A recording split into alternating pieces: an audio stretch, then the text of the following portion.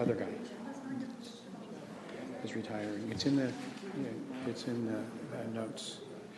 We're about to begin. As we begin, I would like to say to the members of the commission that we have only 8 microphones and 10 people, and the people doing the recording and videoing really strongly request that when we speak into the mic. So check right now, please, and see if you are sharing a mic, and figure out how to handle that issue. All right, I usually let the people downstairs know that we are about to begin. We are beginning. The meeting is called to order. Are there any general announcements?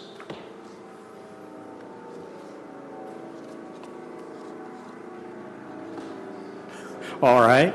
There being none, we'll move on to public appearances regarding issues that are not on the agenda.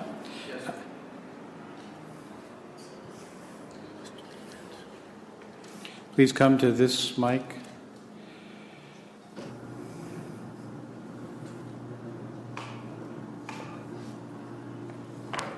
Hello, my name is Dwayne DeWitt. I'm from Roseland. I wanted to thank you for your service on this commission and wish you a good new year.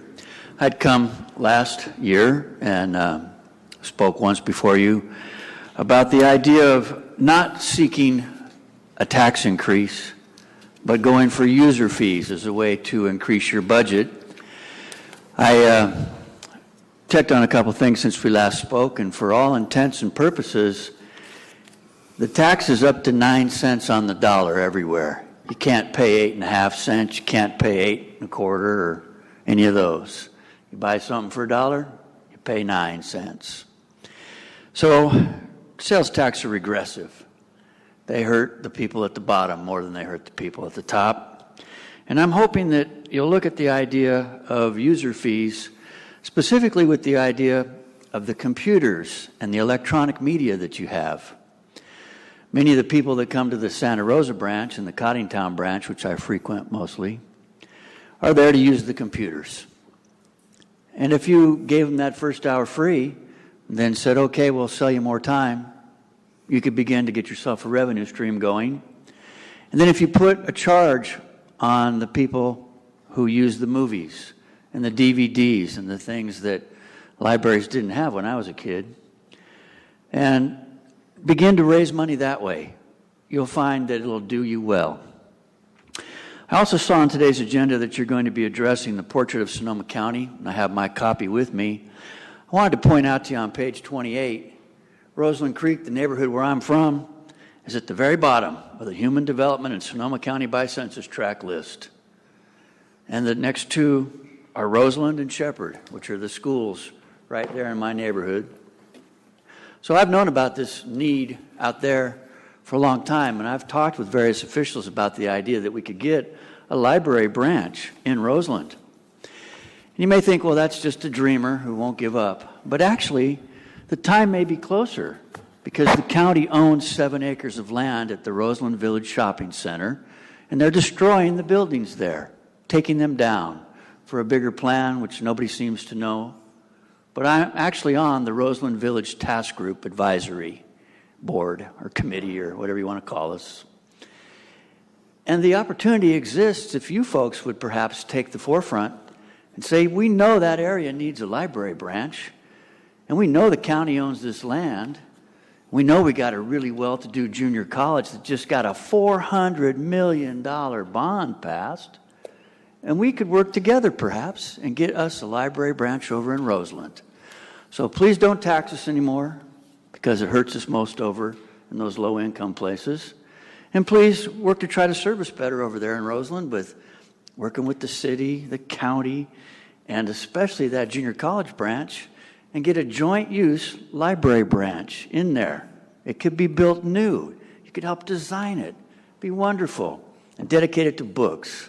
Not those DVDs and movies that everybody seems to be going for.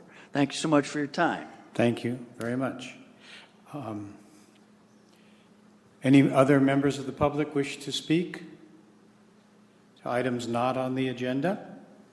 Moving right along, we will be hearing from the Library Advisory Board from North, a generalized North.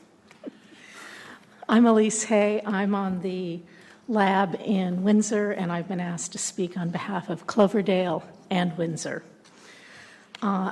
With respect to Cloverdale, next slide, please.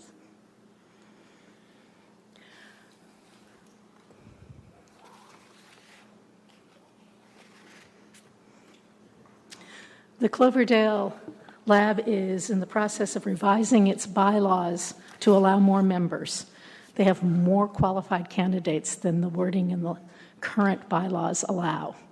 They will not be increasing their meeting frequency, just the number of members on the lab. With respect to Windsor, we have 3 areas we wanted to talk about. The early literacy computer, many of you may have read about it in the Press Democrat. We have a new roof and HVAC system, and we're working closely with the library staff on a homework helper program. With the early literacy computer, it arrived in early January, and it's already fully in use by our young patrons. Our adult reference librarian showed the system to me, and I barely got a chance to look at it because I'm not really in grades 2 to 8, and there was a line of kids to use it, so that was really wonderful to see. I'm not reading you what's on the slides because I'm assuming that all of you can read it yourselves. With respect to our new roof and HVAC system, they were put in mostly over the holidays. We had lots of leaks in our roof, so we were really happy that the town provided a new roof for us, and they put in a whole new heating and air conditioning system. All of this was paid for by the town of Windsor. And we also expect that we're going to have much lower utility bills because of the new HVAC system. And lastly, I wanted to speak to you briefly about the homework helper program. We're hoping, our goal is to have it begin in mid-March. We've been working on it since last October.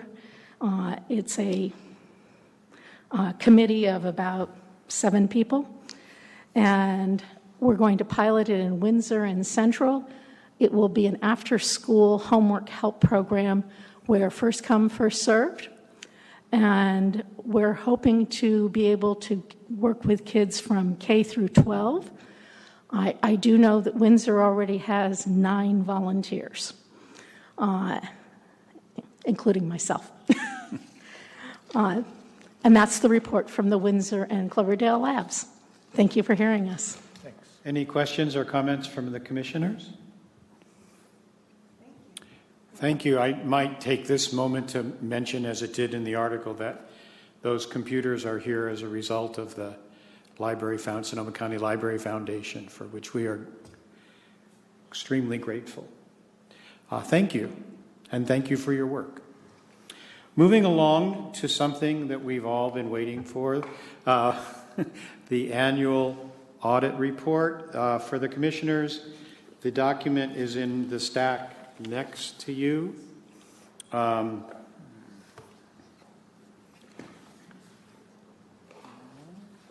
We can share. Okay. Do we have any extras? Okay.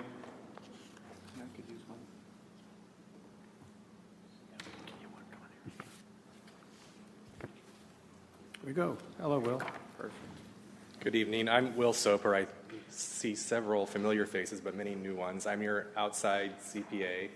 I've been working with the library in one capacity or another as your auditor for almost 14 years now, so I have quite a bit of history with the library. I thought I would take any general questions first about the financial statements. I don't intend to go through them page by page and bore you, but there are some highlights that I want to hit, but if anybody has questions off the bat, I'll take those first. Oh, I'm sorry. Can you not hear me? Okay. Apologize.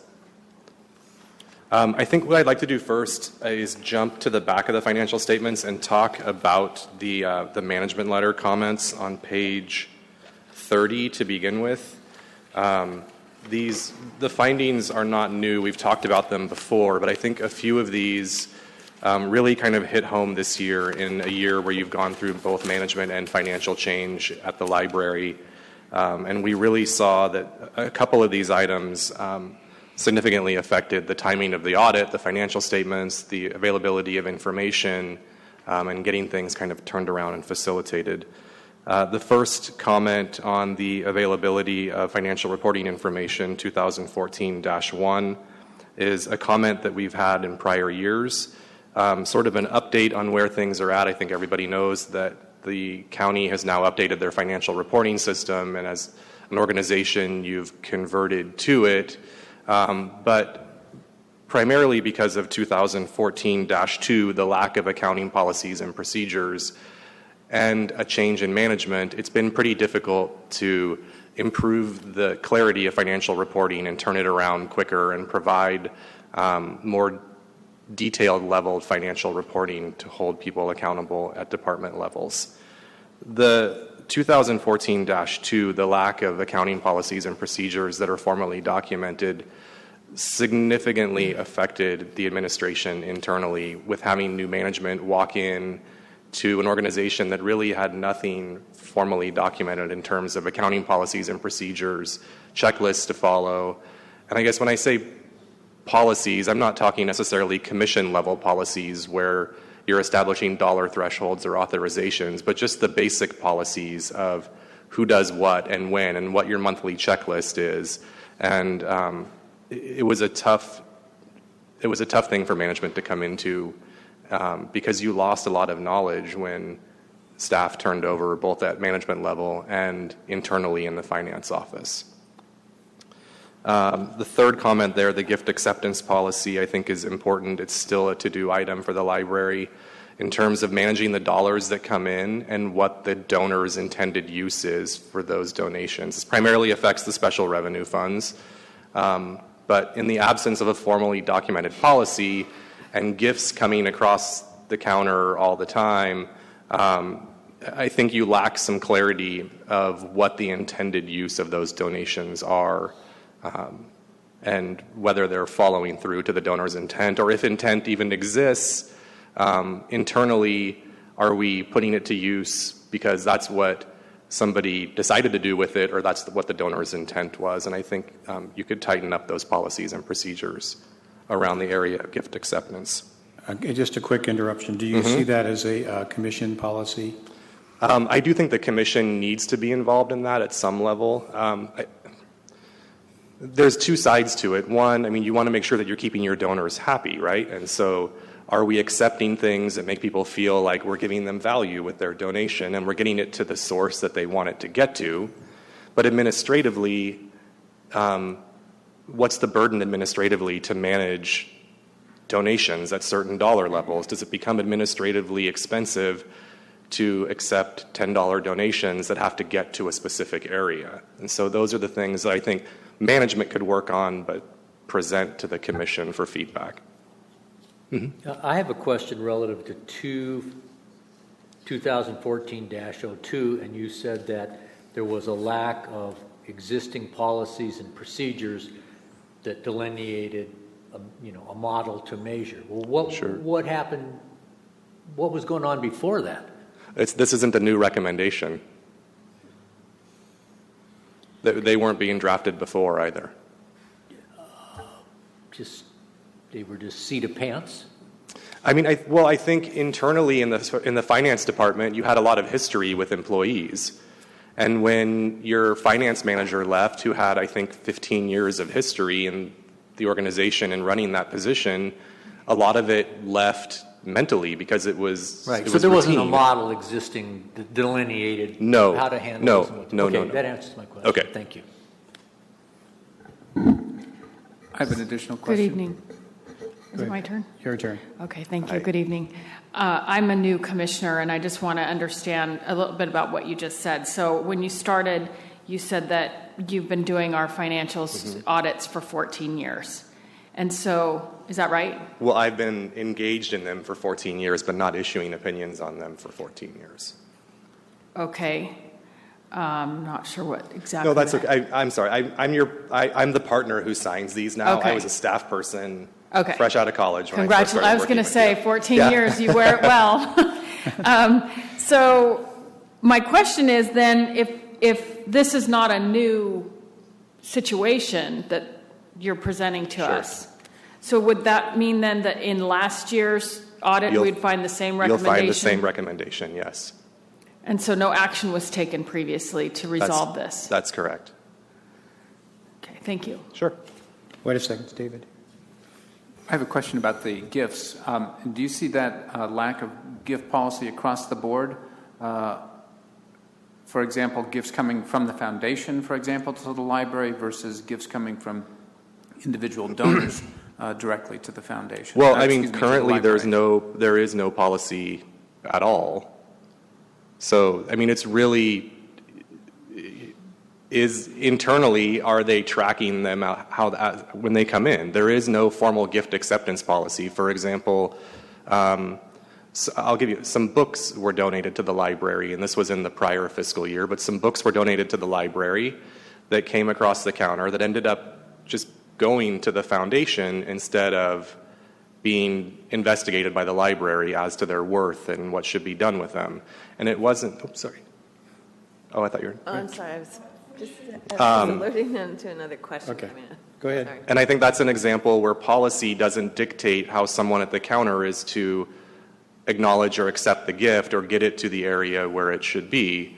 Those are the types of issues that we're seeing. I mean, I think that example speaks to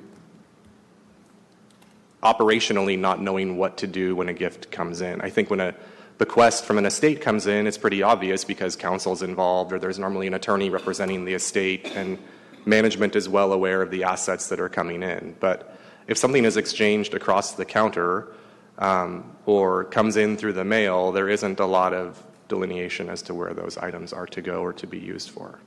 Okay, thank you. Mm-hmm. Did you have a question too? I have a question. I know you do. Okay.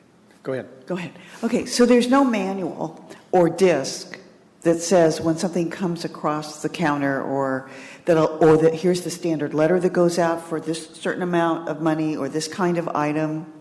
So there is no book of policies and procedures on gifts or either the accounting policies and procedures in general? That's correct. Thank you. There's a comment back. Well, there are certain accounting policies like spending limits and things like that that are in place and that we follow on a daily basis as far as the commission has passed numerous policies that we do follow as an organization. What I think Will is referring to is more the nitty-gritty, the procedures inside the finance office. There isn't, this is how you do, this is how you process an invoice, an accounts payable invoice, and who does it and who does it by when. And that's what we're working on, and that's what we have been working on for the last 6 or 8 months. But so we are working on it, but it's not like there isn't policies that we are following. There are purchasing policies. There are policies that have come through the commission as well. I think an example this year, to give you an example of accounting procedures or policies that are missing, are that in the fixed asset system, right, you're responsible for maintaining your property and equipment additions and disposals and depreciation, capturing those and reconciling them with the financial statements. Well, one person was inputting those into the depreciation system all year, but since there was no task list or responsibility list, nobody was reconciling them to the general ledger. And so, I mean, I think it's more day-to-day operating activities and roles and responsibilities that we're speaking to that are vital and missing. And when you have a change in management or a change in staff like you've had over the last 18 months, it becomes very obvious why you need them, because someone's got to walk in and figure it out with nothing in front of them to follow or systems to follow. Would it be fair to say that the new management has inherited a tough job to reiterate all these Yes. new standard operating procedures is like a big void. Yes. Okay, thank you.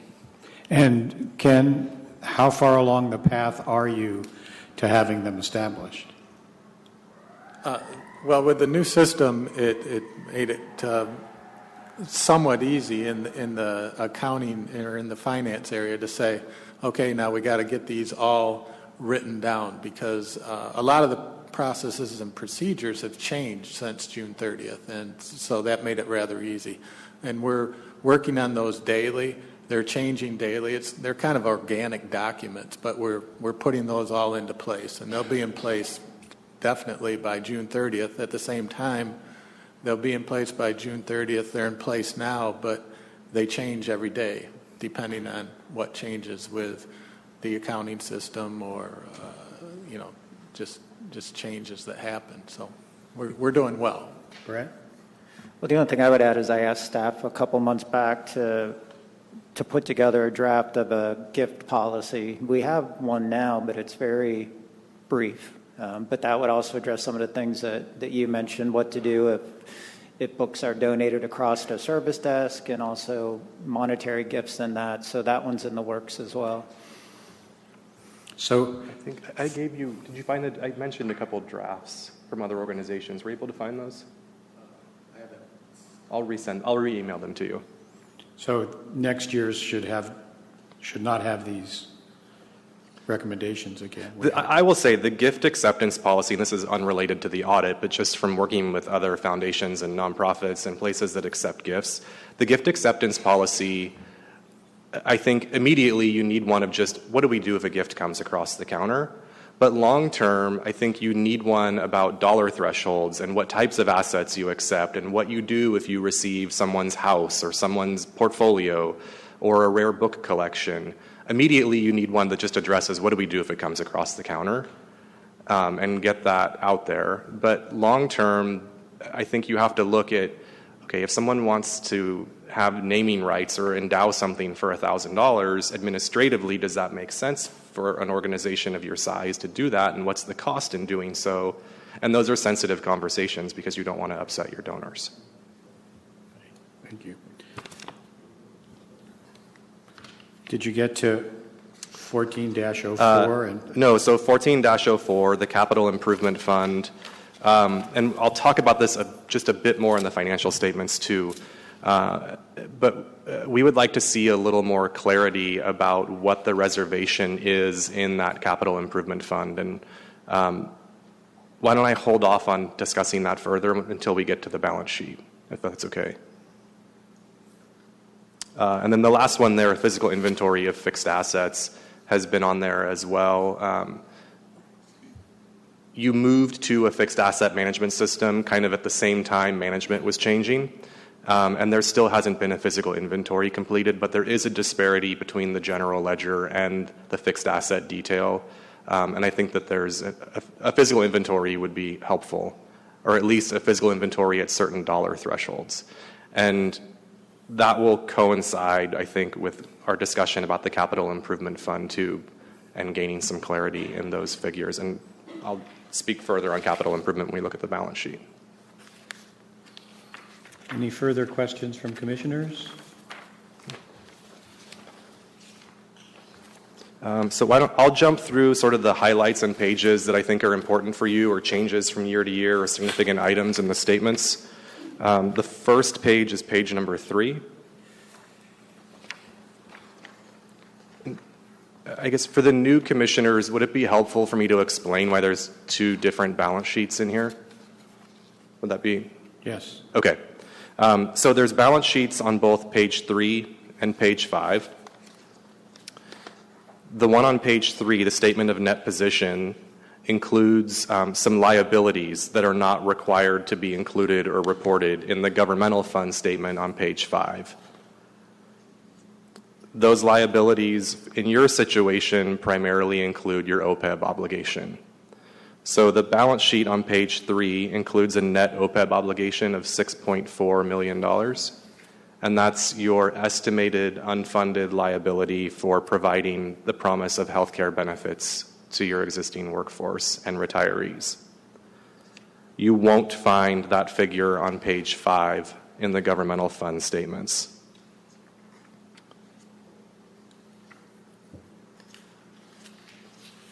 That's actually probably the largest change in balance sheet between those two items. You'll notice as well that there is no obligation on page 5 for your compensated absences, your accrued vacation and sick time that's yet unpaid to library employees of $822,000.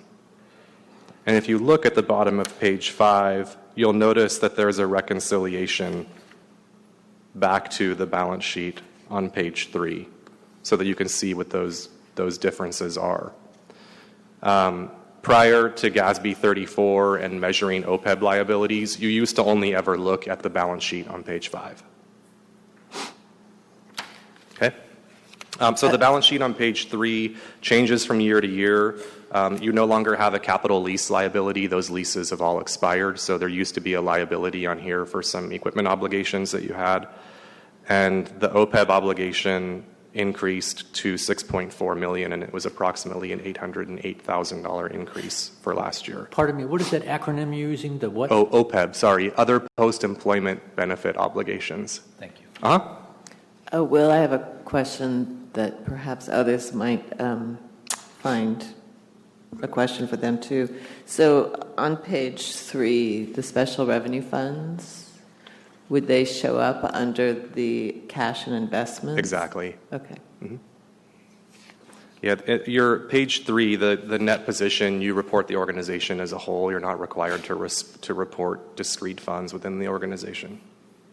But the special revenue funds are buried in that county cash number of $10 million. I'm just, as a complete aside, I'm pleased to hear you talk about OPEB as an obligation.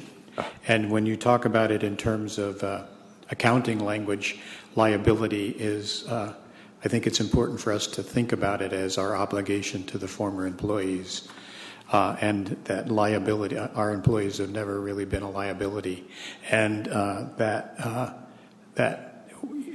that we think of it as a commission, as an obligation that we need to meet. Well, it is. It's a promise that you have made to your existing employment base and retirees. Mm-hmm. And the number that you see on there, granted, it's an estimate, right?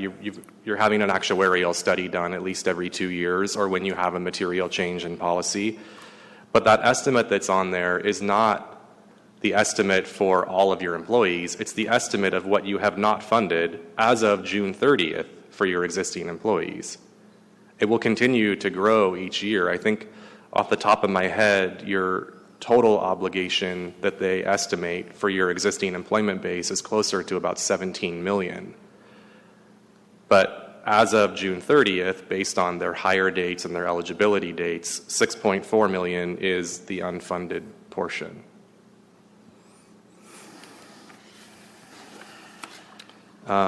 Page 4, I think we could skip over, and we'll look at the budget versus actuals in the back of the statements.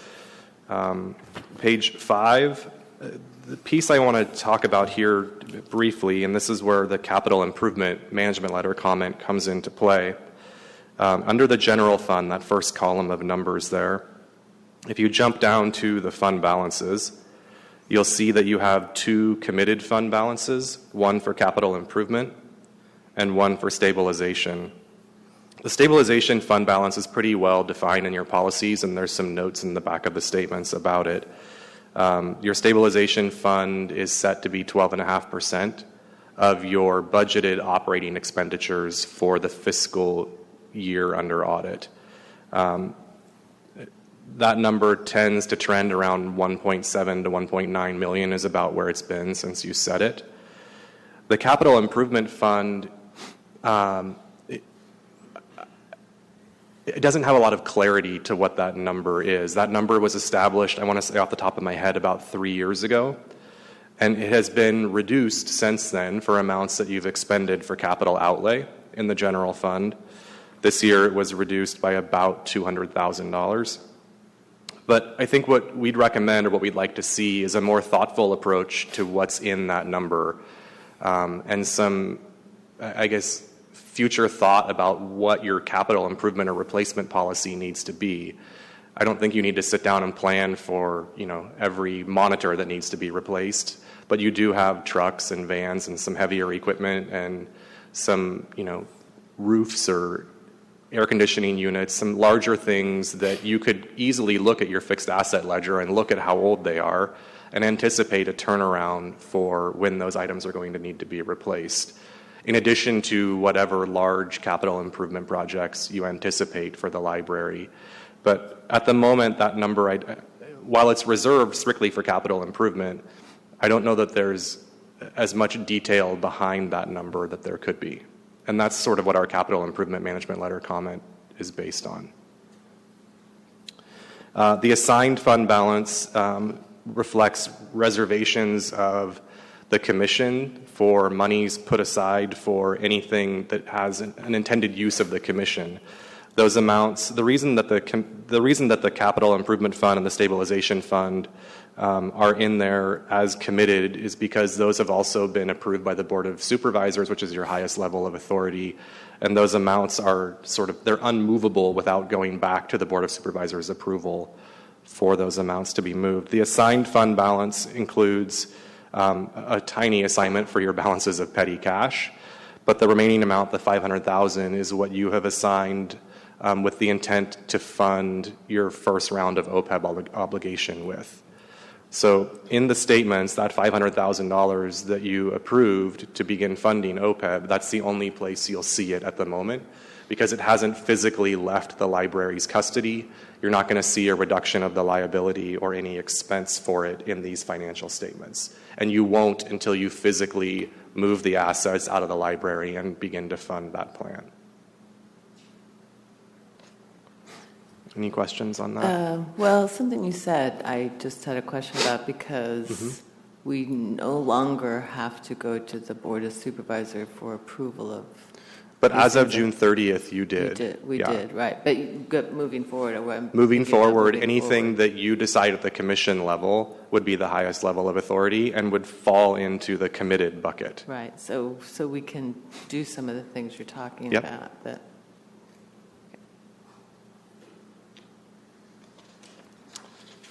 the next page I want to skip to.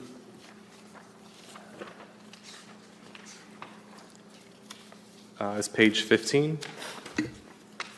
And page 15, the last paragraph there, there's a new accounting pronouncement coming your way, GASB number 68, which affects a couple things for you. It doesn't really change a ton of stuff, but it does affect some of the clarity and reporting around the OPEB obligation that we were just discussing. It affects how you start funding it and how that gets reported, so that's going to change for you as well because you will start funding it.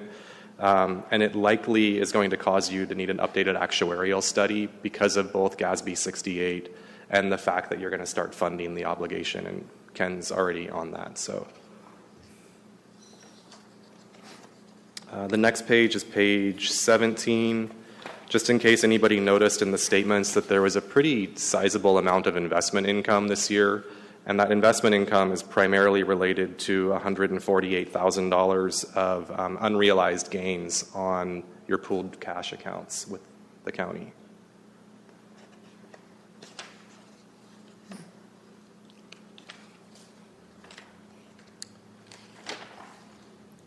The next page is page 22, and again, back to the OPEB obligation. That chart there reconciles what your expected funding obligation was for June 30, 2014, the $1,205,000. That's based on the actuarial study that you had performed. There's an interest adjustment and an amortization adjustment made to that number for prior amounts that were unfunded. And then your contributions made were just shy of $500,000, resulting in an $808,000 increase to your obligation for last year. Any questions on that?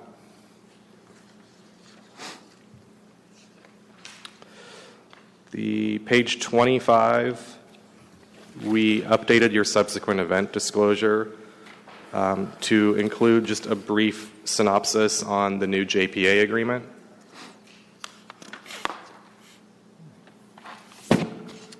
And then page 26 is your budget versus actual. Now, the actual amounts that are used in here are the amounts from page 6 of the statements, not page 4. It comes from your governmental fund statements. I don't think any of this should be startling information to you because you probably already looked at it in some of your reports, but there was definitely a sizable increase in the amount of property tax that you received over what was originally budgeted. And you also won't see the $500,000 promise or, I guess, assignment of funds that you made in here because that has not been funded. So you're not going to notice that in these statements either. I think those were the highlights that I wanted to hit. Did I cause any other questions for anybody? I have a question. Ken, when is the $500,000 moving? We're processing that payment right now. We input it into the system. We have to, the county, with something that big, they have to move money around a little bit to make the payment, but that could slow it down by a couple days, but it should be made by the 1st of February, or the first week of February for sure. Any other questions? Linda, you look like a question is there on your eyes. No other questions? I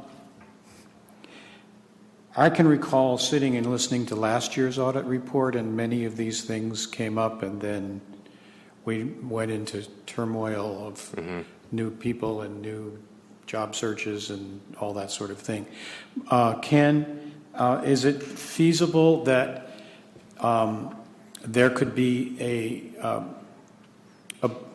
lack of a better term, a bucket list that comes out of this of things that need to be accomplished, and that as a part of your monthly financial statement, you can let us know as a commission what things have been done and what's happening?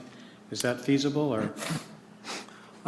It's feasible. The list is those 5 things, among other things, and they're on my work plan, and we plan on having the majority of them done, if not all of them done, by June 2015. So none of these show up on next year's audit report. Okay, it just is.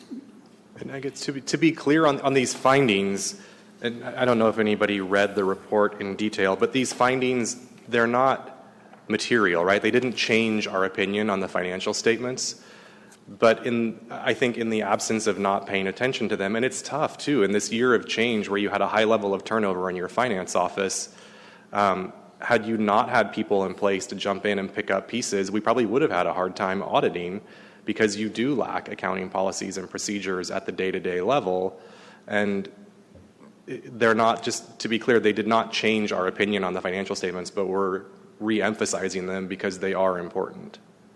Mm-hmm. Okay. Joanne? I can't stop but go back to the fact that this has been going on for years, and I'm stunned by this, that the recommendations were made. This is a public body. We're lacking some pretty major structure to this organization, and if the recommendations were made last year, years prior, what happened? I think that's a commission and management level question. Okay. So Let's, Reese. I'm sorry. Well, I know many of these issues came up in our last finance committee meeting, and we have asked Ken to give us kind of an update as he accomplishes some of this stuff, because we were sitting there a little stunned with this bucket list growing, and it's not that we want to ride Ken over it, but we do need to know it's getting done. And so that is something the finance committee is addressing. Yeah. Brett? I mean, that's totally true. We're working on work plans right now, and it's in Ken's work plan to get this stuff shored up. It's explicit in his work plan, so absolutely, it'll be fixed. So I think maybe go to ahead, back go up your ahead. I'm question sorry. further, the finance committee never existed before either. It was the commission and management. So the finance committee meeting that I attended via telephone was the first time I'd attended one, because prior there hadn't been one. So I've also offered to meet with them, jump on the phone with them quarterly to stay on top of these and help kick ideas and resolutions around to get those things done. Linda, did you? So in reference to, it's fairly amazing to me that Ken is saying, you're going to get all the stuff that's all this baggage from years gone by, and you're going to get it all cleaned up by June? That's a hell of a job, in my opinion. I would agree. Okay. I could tell you what I think my priorities are if you care. Yes. The accounting policies and procedures, I think, are the most important. Behind that, I would say the gift acceptance policy at a bare bones level is the second most important. Linda? I realize this is huge, but could we have an update every meeting and that you're going to finish all this by June 2015 is commendable, but could we have an update of where you are at every meeting? Yeah. Yeah. Yes, yeah, we could put it in the management report. And, the new accounting system that's happened, the better reporting is already happening. The procedures, like I said, it's in my work plan. We're working on them. Everybody that works for me, it's in their work plan. So we're putting down the step-by-step processes of things. So those things are just happening. The gift acceptance policy, as Brett said, we've been working on it a little bit throughout the organization, and we'll be bringing that to the commission, I'm sure, in the near future, And this may be, we didn't have a finance committee before, and we'll now have a standing finance committee, and this may be something that we can, as a commission, ask them to marshal and watch, and perhaps can give us some reports, but we can say to the finance committee, please carry this load and keep on top of it.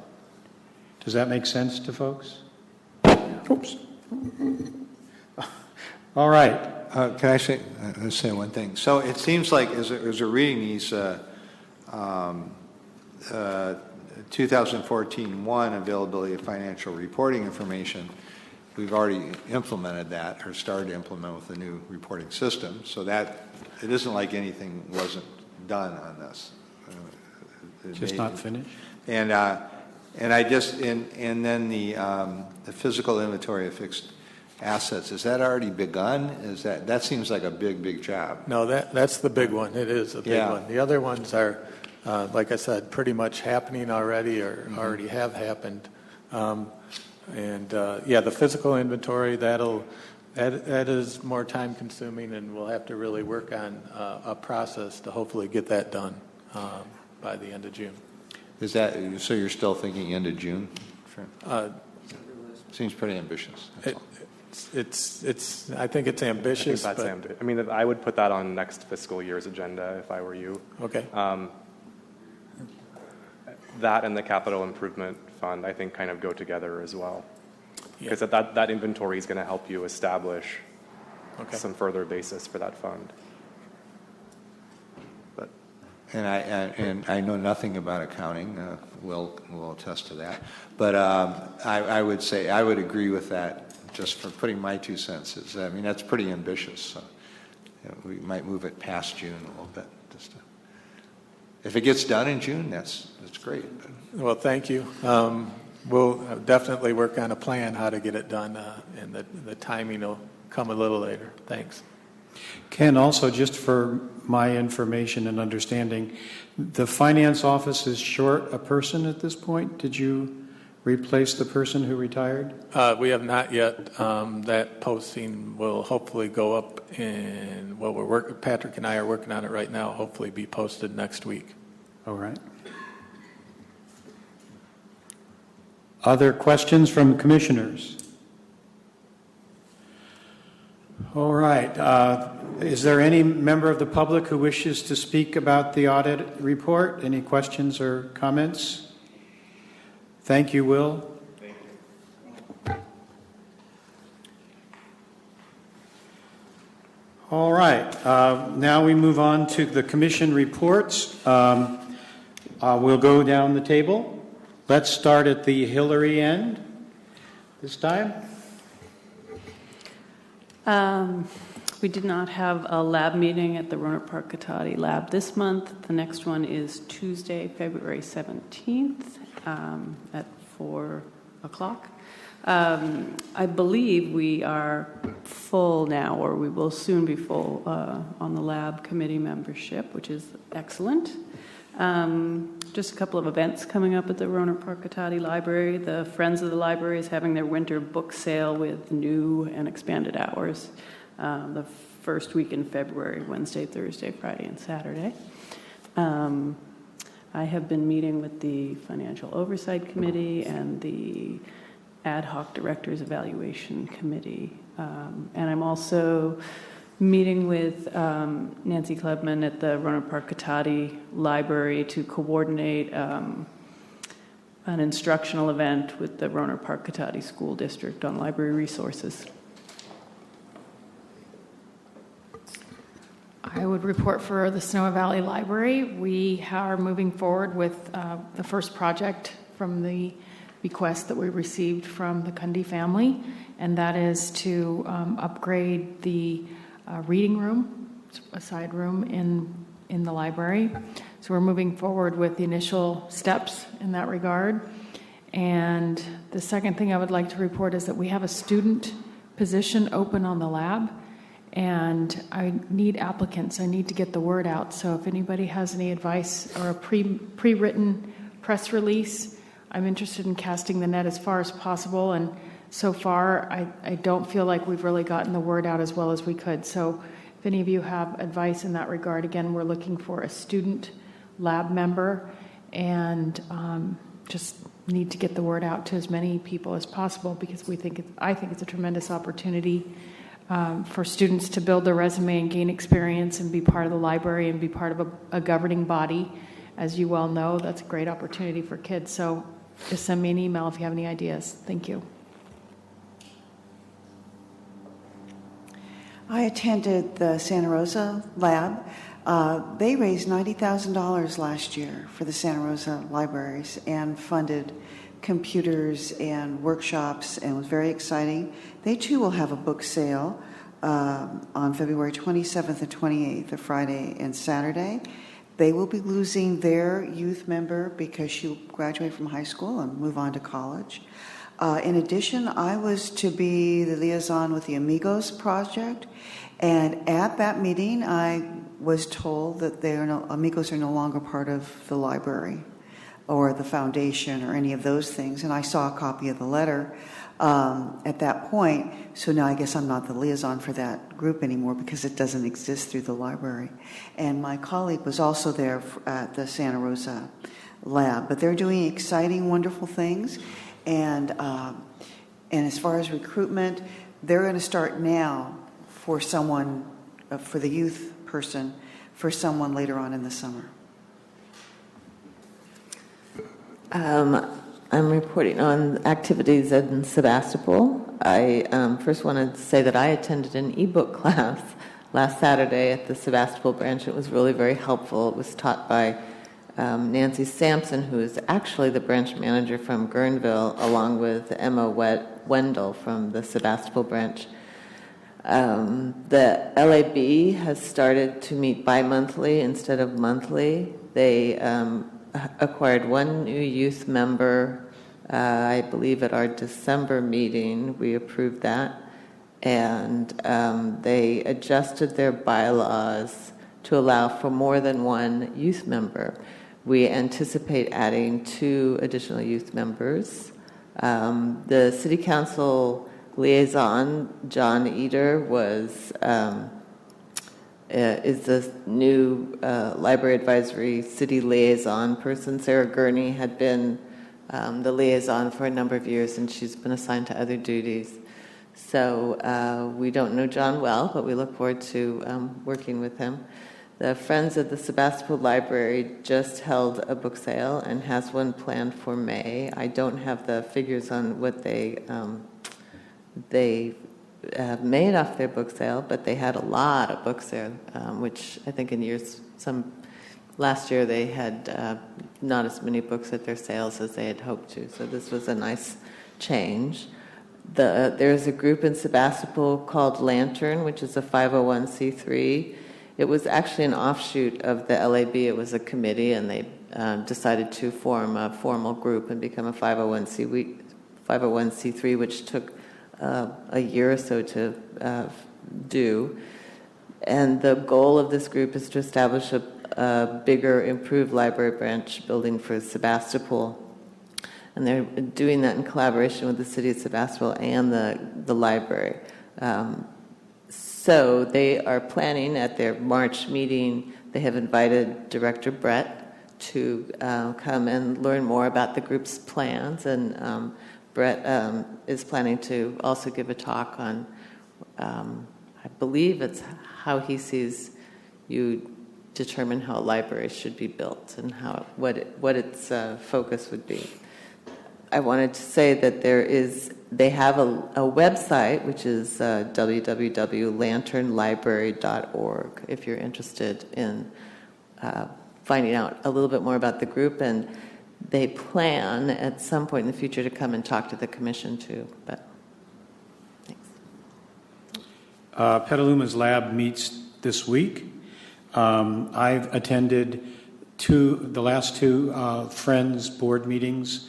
And I can't emphasize enough how important our Friends organizations are, and to sit in a room with 12, 13 people all thinking about the library and the different committees they work on was quite heartening. We had a volunteer luncheon in December, but I think the big news for Petaluma and the library system is LumaCon, which happened 2 Saturdays ago. The number I heard in attendance was around 1,500. It was quite an amazing event to walk in and see all these booths. And the Friends of the Library had a book sale, a book table with science fiction and comic books. And there were panels. And I think the two things that hit me about LumaCon were, number one, this is an example of what libraries can be and where we're going and what we can do to be in the public and to serve the public. But the other thing that hit me was it was a holiday, and there were a lot of staff there. And those kind of events don't happen accidentally. I know that a lot of planning and time and effort went into making that happen. And I appreciate that, and I hope people feel proud of what they've done. And also the other thing that I think was really exciting about LumaCon is it was a partnership with the high school libraries, so that the librarians from the 2 high schools in Petaluma also were involved and also were there. How many teen volunteers were there? Like a lot. And it was an amazing event, and I think we need to have a Sebasticon, a Rosacon, a Gurnicon, and Hildacon, and all the cons we can do. By the way, cons mean convention. And so I was just blown away. It was astounding. And it's, yeah. And I think if people start asking us about what libraries can be and what they do, I think we just need to talk about one of the things is the LumaCon. Next. The Healdsburg Lab is in need of some more youth members, and it's also searching for a Latino member to add to the board. That's all I have. Commissioner Garcia reported mainly on the Santa Rosa Lab. I'll add two things I'd like to just have read into the record. Our retiring/graduating youth member to the lab, her name is Audrey Kang, and I'd like to thank her publicly for her service, which we did at that meeting as well. And also, it looks like the Santa Rosa Symphony is bringing in some quartets, quintets, etc., for some musical entertainment. March 7th in the morning, there's an AM concert at the Central Branch, and then in the afternoon at the Northwest Branch. And the lab is looking for members, both a youth member and non-youth members, to fill its ranks.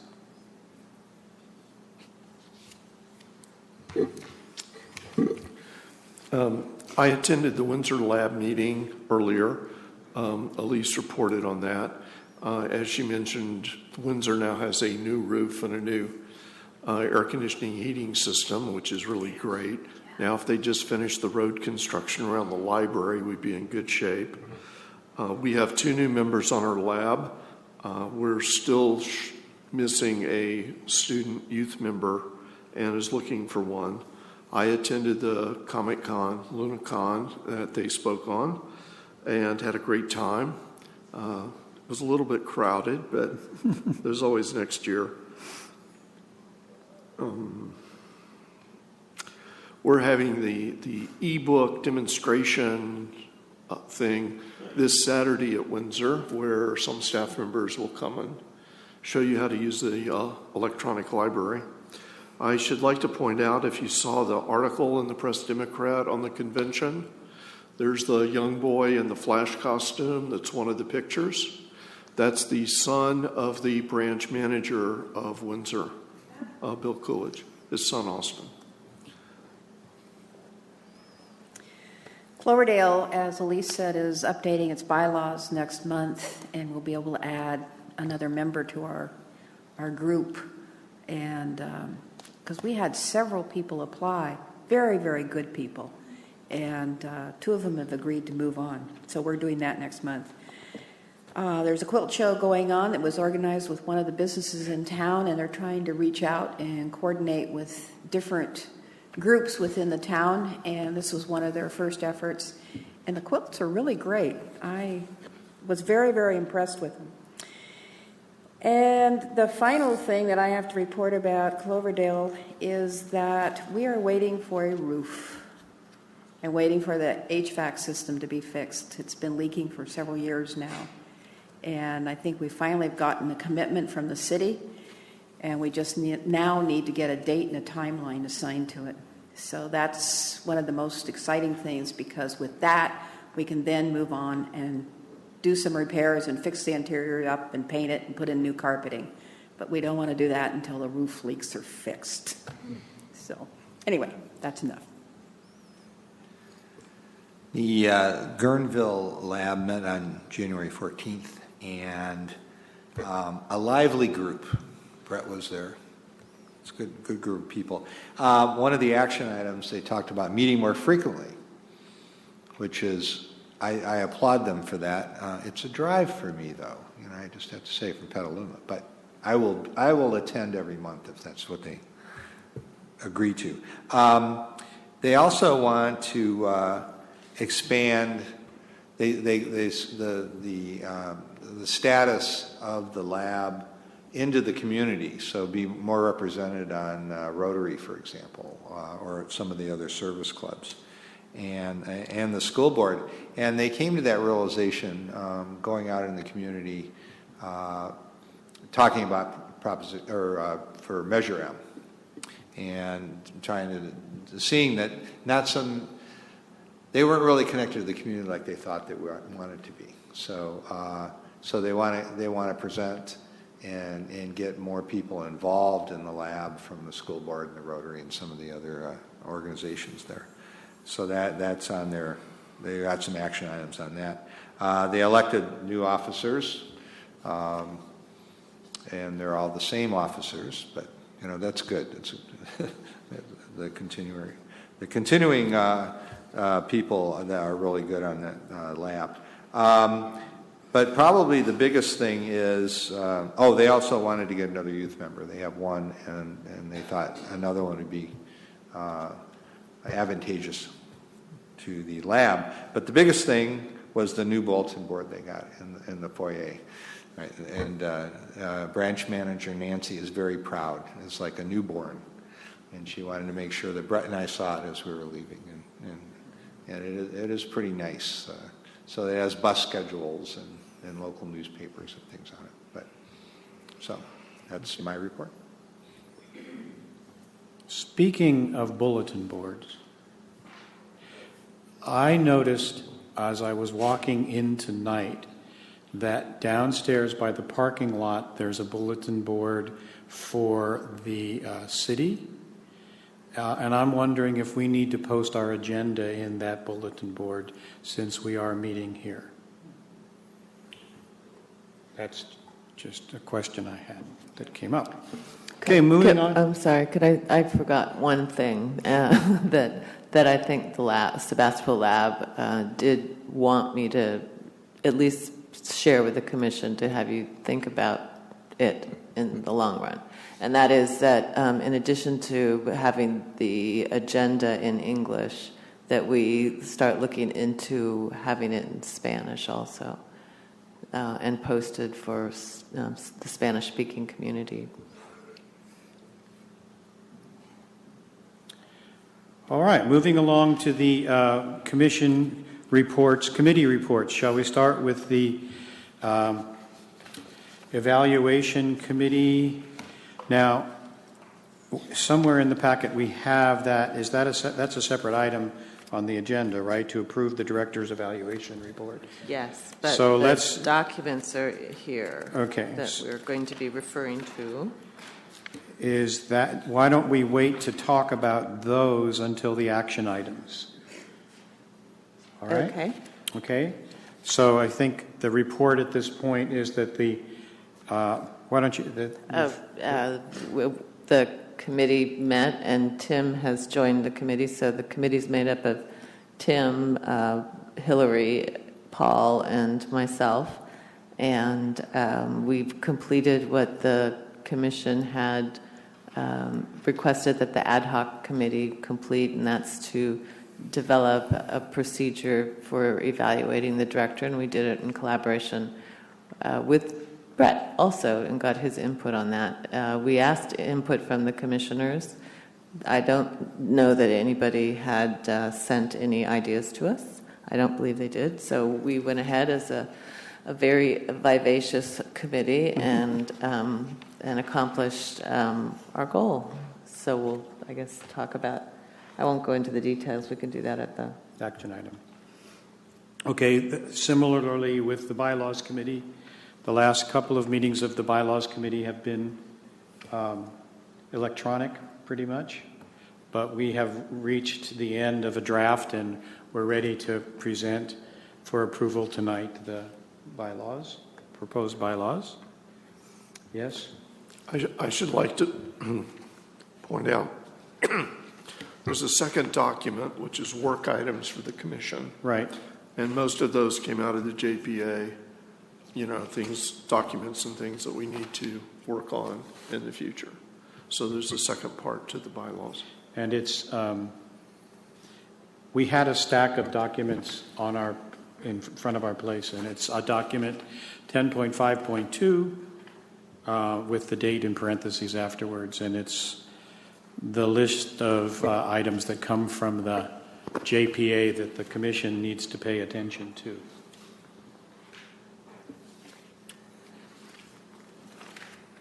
And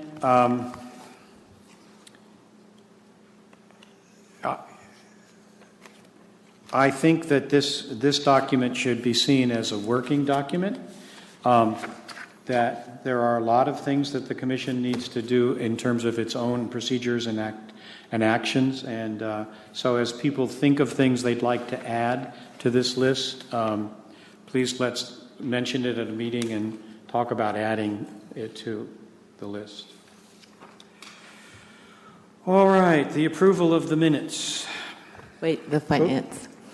Finance Committee. Oh, excuse me, there were two committees, thank you. So- Finance Committee. So this committee is made up of Barbara sorry, I'm going to get her name wrong. Mackenzie. And, sorry, Barbara, I know your name.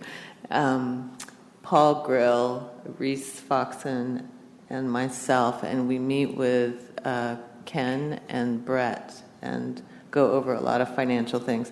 Most of what I was going to report was discussed when we went over the audit with Will. I did want to point out that the commission, I believe it was last year, considered hiring a new audit firm because it's a good business practice not to continue with the same audit firm every year, forever. But we held off doing that because of all the changes at the upper level management and felt that some continuity needed to be maintained, especially when it comes to financial things. So I believe the commission probably should be looking at this issue in the near future to determine if we will do a new request for proposal and search for a new audit company. And I just wanted to mention that so that you can all ponder that. But I believe if we're going to be going with a new audit firm, I think you said we would have to do an RFP in the next couple months. So I'm just throwing that out there. Do you have a regular meeting time? I think we generally meet on the third Monday of the month, but we had to change it to Tuesday this time because it was a holiday on Monday. And about how long are the meetings? Well, they've been running about 2 hours. We're shooting for an hour and a half, but they've been going about 2 hours. And are you acting as the chair at this point? Currently, but that can change. All right. I'm fine with that changing. I did also want to say that there had been a finance committee previously. This isn't the first time we've ever had a finance committee. We started one a couple of years ago, actually. Susan Gustafson and I were on that, and then various times, I think Mary, Evelyn, and Julia were added to that. But we did talk about some of these same issues that we're talking about now, and we hope that we can move forward with some of them. And I think there was a bit of confusion about whether that was a finance committee or a revenue committee. But right, it changed a number of times. But now we're clear. It's the finance committee. I don't know if we are clear, so we should talk about that further. About the finance and revenue? Yeah. My next statement will hopefully clear that up. Okay, good. It's not on the agenda, but there was another committee that's met over the last couple of months. We were calling ourselves the task force regarding future revenue. And Reese, you have a report? Yeah, we've met twice. In the first meeting, I think everybody walked away a little confused. But basically, the first thing and the one thing that was very clear to us was after talking with several people, we realized that Measure M failed for a number of reasons. Low voter turnout, demographics, obvious. But it was a very, very short time span that they had to work in to develop the campaign. And they weren't able to do all the fundraising that was necessary and create a total campaign that addressed both elements of the community like nonprofits and particular groups within the community and create a really strong grassroots plan that would really go everywhere and touch everybody in the community. So in looking at some of the dates that we were tasked to try and decide what to do as far as a tax measure goes, or a potential tax measure, we almost immediately eliminated June 2015, because that's much less time than they had originally. So that one was out just automatically, which left us with the possibilities of doing some sort of tax measure on either June 2016 or November 2016, which is 18 months and 22 months from now. So that's kind of where we stood, and that became pretty clear very fast. Then we began talking about, okay, so what do we do? And in the course of each of us talking, Brett talking with some of the people at the county and us talking with other people, there are several ways we can go, or at least 2 ways that we can go.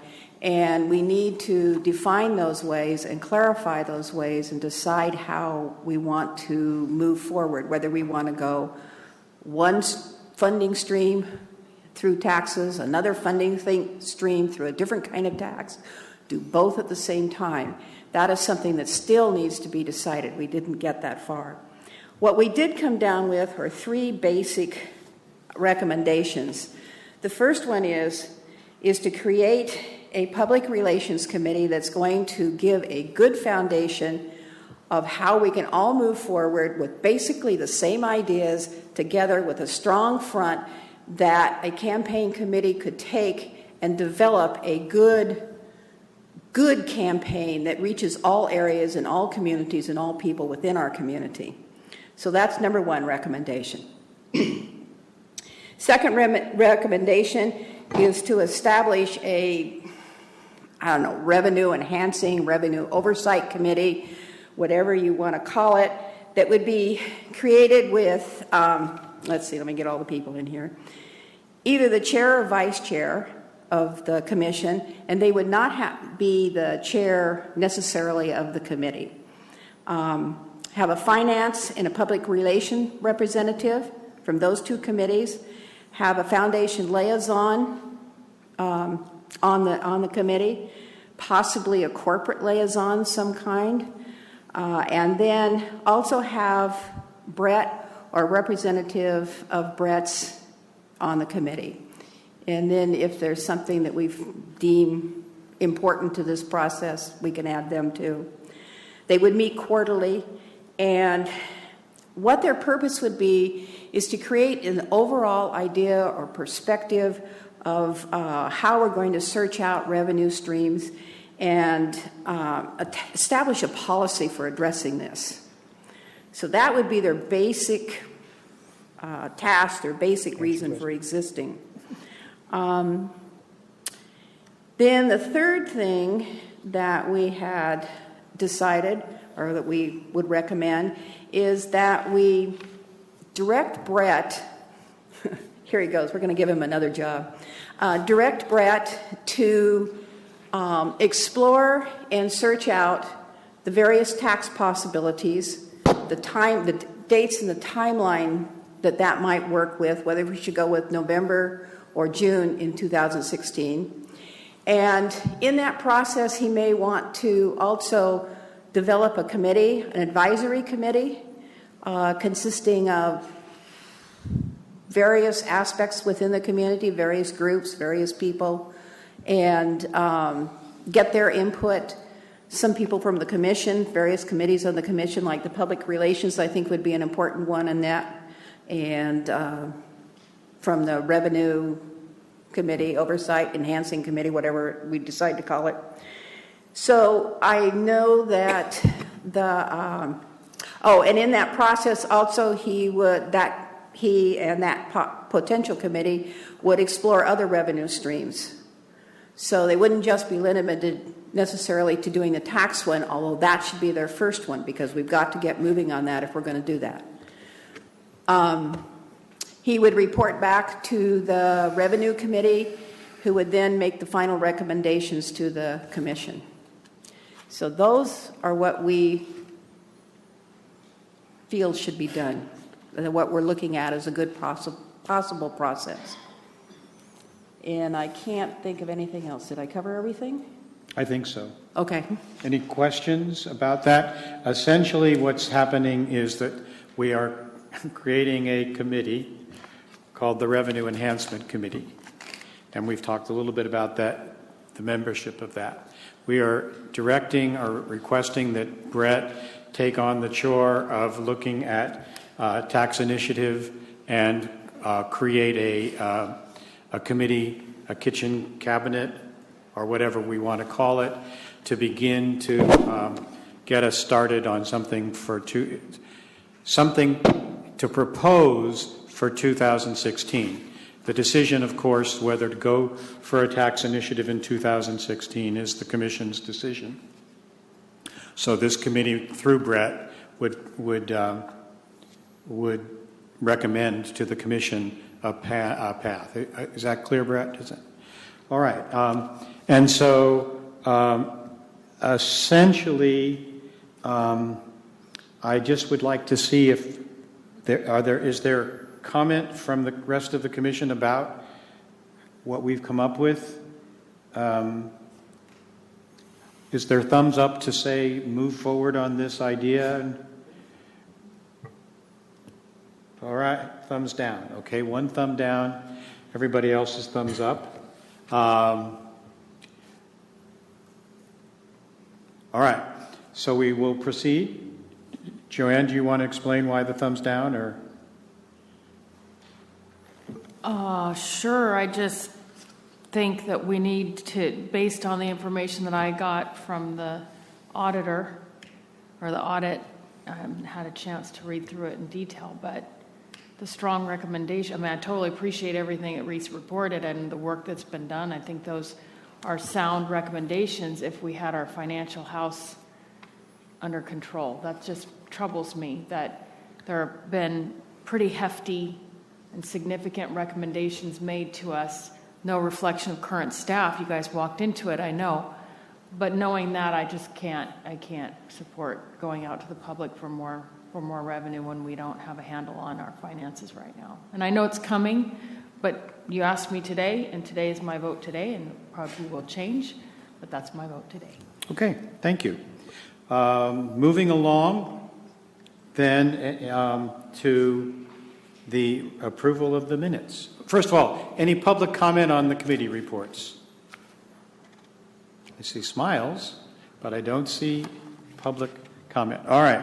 Moving along to, I was on a jury and it was all recorded, so they would say there was no visual, so they'd say, he's nodding his head now. All right. Moving along to the approval of the minutes. Are there any amendments or changes to the minutes?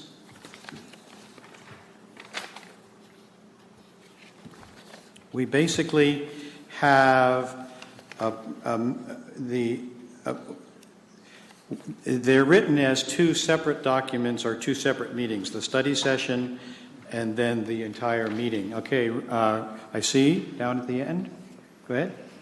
On line 54, where it says Commissioner Foxen corrected the assertion that the Finance Committee was still an ad hoc committee, it's the fact that I corrected the assertion that the Finance Committee was a standing committee, that it still is an ad hoc committee. So that's not worded quite right.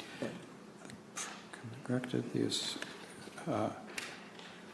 When you said it right, was a standing it's not that committee, you didn't correct the assertion that it was still an ad hoc committee. Yeah. You asserted that it was still an ad hoc right. committee. Yeah. So that would Okay. be the one correction that I have. Asserted that the Finance Committee was still an ad hoc committee. Okay? Or stated or... Yes. Before we go out to vote, I just want to say that I will not be voting. I will abstain from a vote on these. I just got my packet today at 5:30 when I left to come to this meeting because I was notified that it came in the mail at my office. So unfortunately, I can't vote on the minutes because I haven't had a chance to read them. Okay. Other questions? All right. Can I have a motion to approve the minutes as amended? So moved. Second? Second. Okay, did you get that? Who? You didn't get it? Go ahead, Linda. So moved. Seconded? Second. All right. All those in favor? Aye. Opposed? And one abstention by And Sanders. one Thank you. abstention. 2 abstentions. 2 abstentions. All right.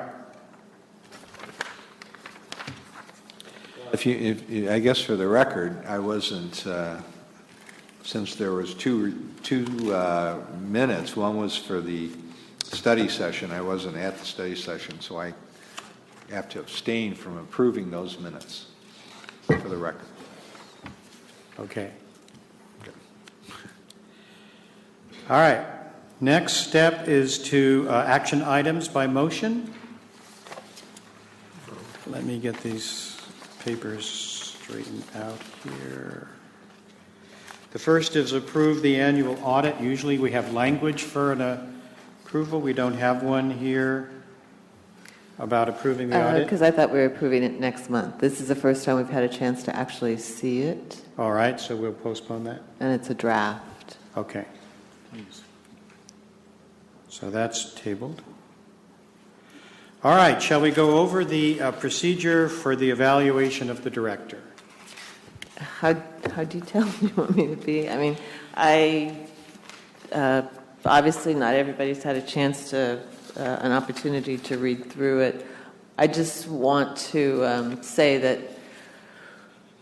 that this will put in place, this will assure that, if we follow this procedure, future commissions follow this procedure, then I believe that the director will be evaluated every year as we should do.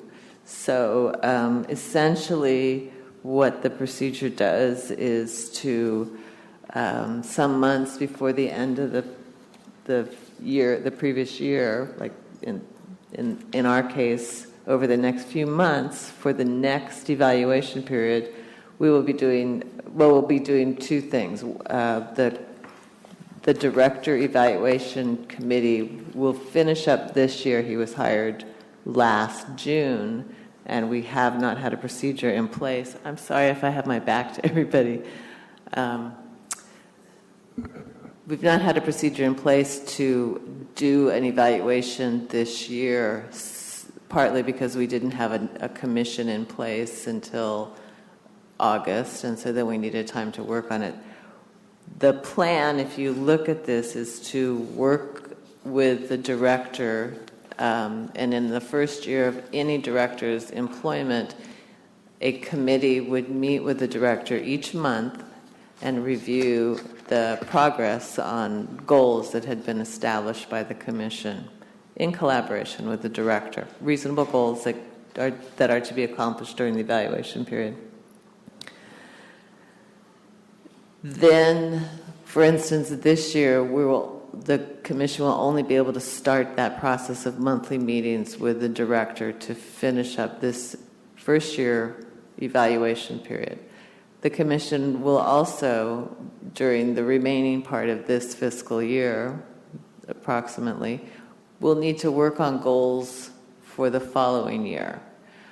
We envision that would occur as part of the budget process, that we would be able to, through kind of a joint ability to work on the budget and see where we want to go, and also work on goals for the director for the next year, the annual start of the year. After the first year of a director's employment, the meetings would not have to be so frequent, but they probably should never be less than quarterly, just as a check-in. One of the things that is too often happens in evaluations is that there's a disconnect. And actually, so many people don't like doing evaluations, as we know how difficult that can be. So we want the process to always be able to be in place, and that both the director and the staff that is the commission that's doing the evaluation are really clear on the goals and where we are, and communicate clearly on that.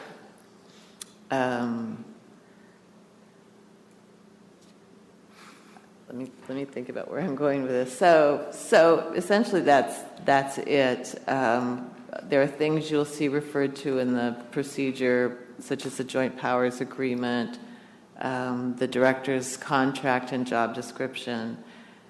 And then you will also see that there are some forms that go along with this. And one of them is at the very top, says Commissioner Survey Form. There will always be two places during this process that all of the commissioners will be asked to give input. So this isn't something that will just be done by a small group. They'll finalize it, certainly, and they'll work closely with the director. But it's important that all the commission have input in this. It's our job, is to oversee the director. So every year, because directors can change and because people have a difficult time sometimes with evaluations and forgetting what their responsibilities are, we want to just kick it off with a meeting with the HR director and the commissioners, and at that time the committee may already be in place to do the actual evaluation, or they could be appointed at that time. The commissioners will be given these forms, and they're just asked to go through them, and from their perspective, whatever that might be, their level of interaction with the director, their opinions, their observations, their interaction with staff, they will be able to have input on how they think the director is doing, what kind of job is being done. Towards the close of the year, they'll be asked again, and all this information will be given to the committee who will be working with the director through the course of the year. And at the close of the year, they'll be asked again, and then the committee will complete the final annual director evaluation, which is another sheet in your packet. Any questions? I have one question. Thank you for all the work that you've done putting this forward. I think that this is nothing but a step in the right direction, just having something in place, and I'm sure that Brett appreciates it as well.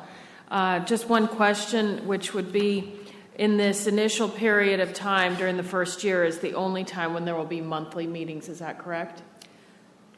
That's how it's written in the procedure. That's not to say that. That's one thing, I'm glad you brought that up. That's one thing that's important about the documents in front of you is this is a brand new process for the commission, and we want it to be a fluid process so that things can change. But what are you suggesting? So, well, first of all, I think it's a good idea to have monthly meetings during the first year, especially given we've gone probably almost certainly 2/3 of the way through his first year without anything.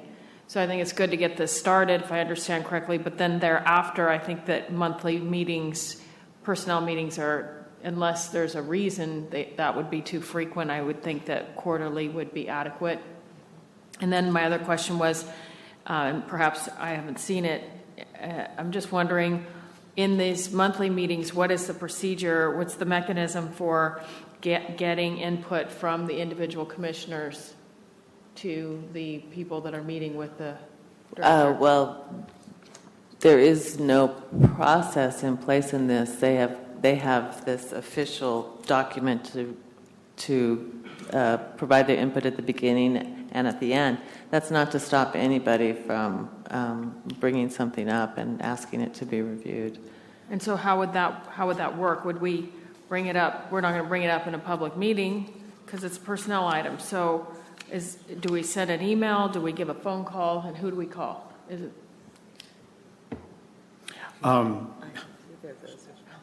I think probably it would be better to do a phone call to whoever is designated as the chair of that committee, if you have some specific items or issues that you'd like to have looked at. Okay. Yeah, because I was just curious. I know that a while back I received an email for your administrative assistant, Rebecca's, some feedback for her, and I presume you all got that as well. It just kind of came out of left field, and I wasn't really sure if that's how this was going to be handled or if it would be handled the way that was. Yeah, I've got a comment. I mean, this is just a model we're building, and the idea that we would meet the first year,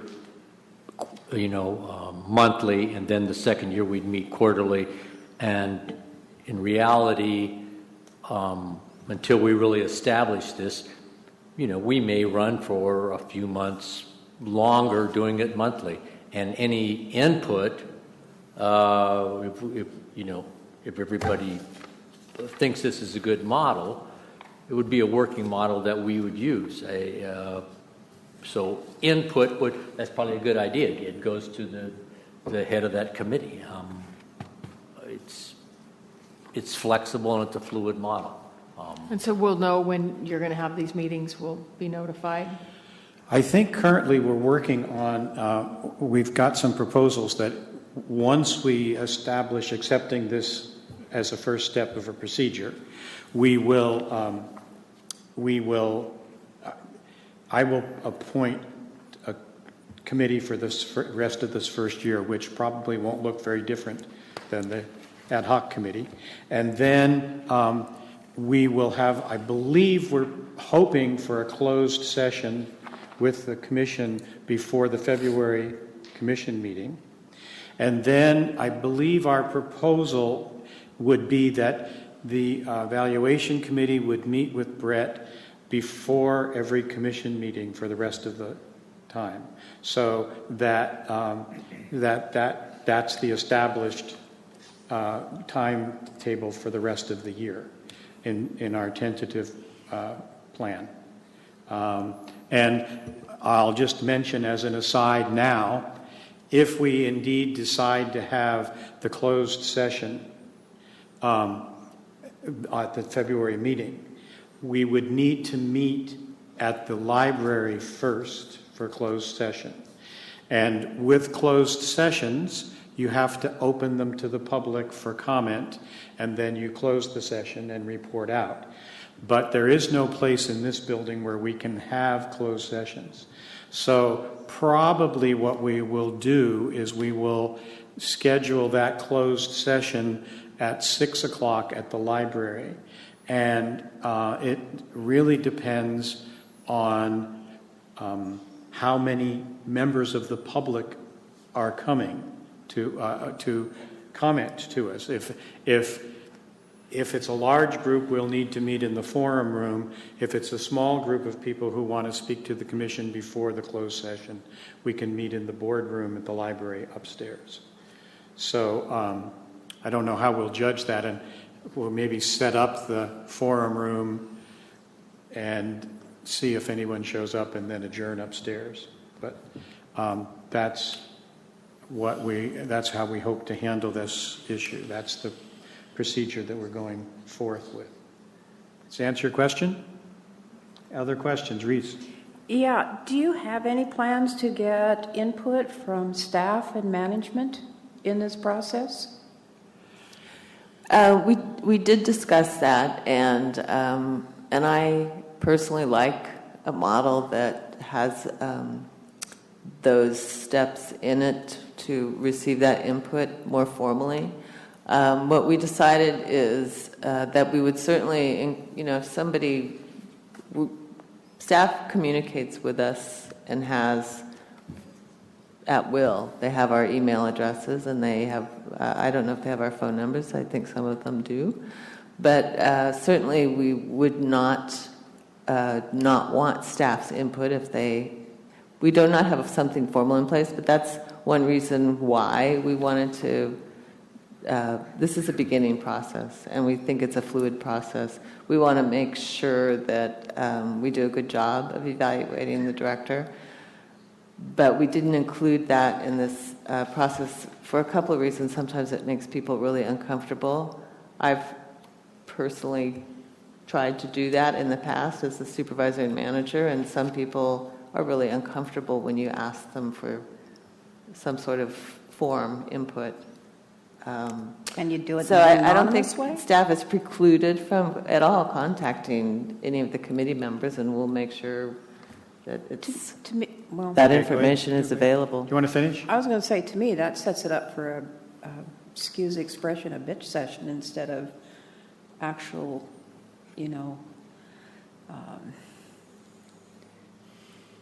a good way of saying, hey, this is what I like about this person, this is what I don't like about the way he manages. We talked about doing a whole staff survey at some point, but we haven't developed the particulars of any kind of... We don't work with him on a daily basis, and we see some parts of it, but we don't see the underneath part. And I would think to do a real evaluation, you would need both parts, but that's my opinion.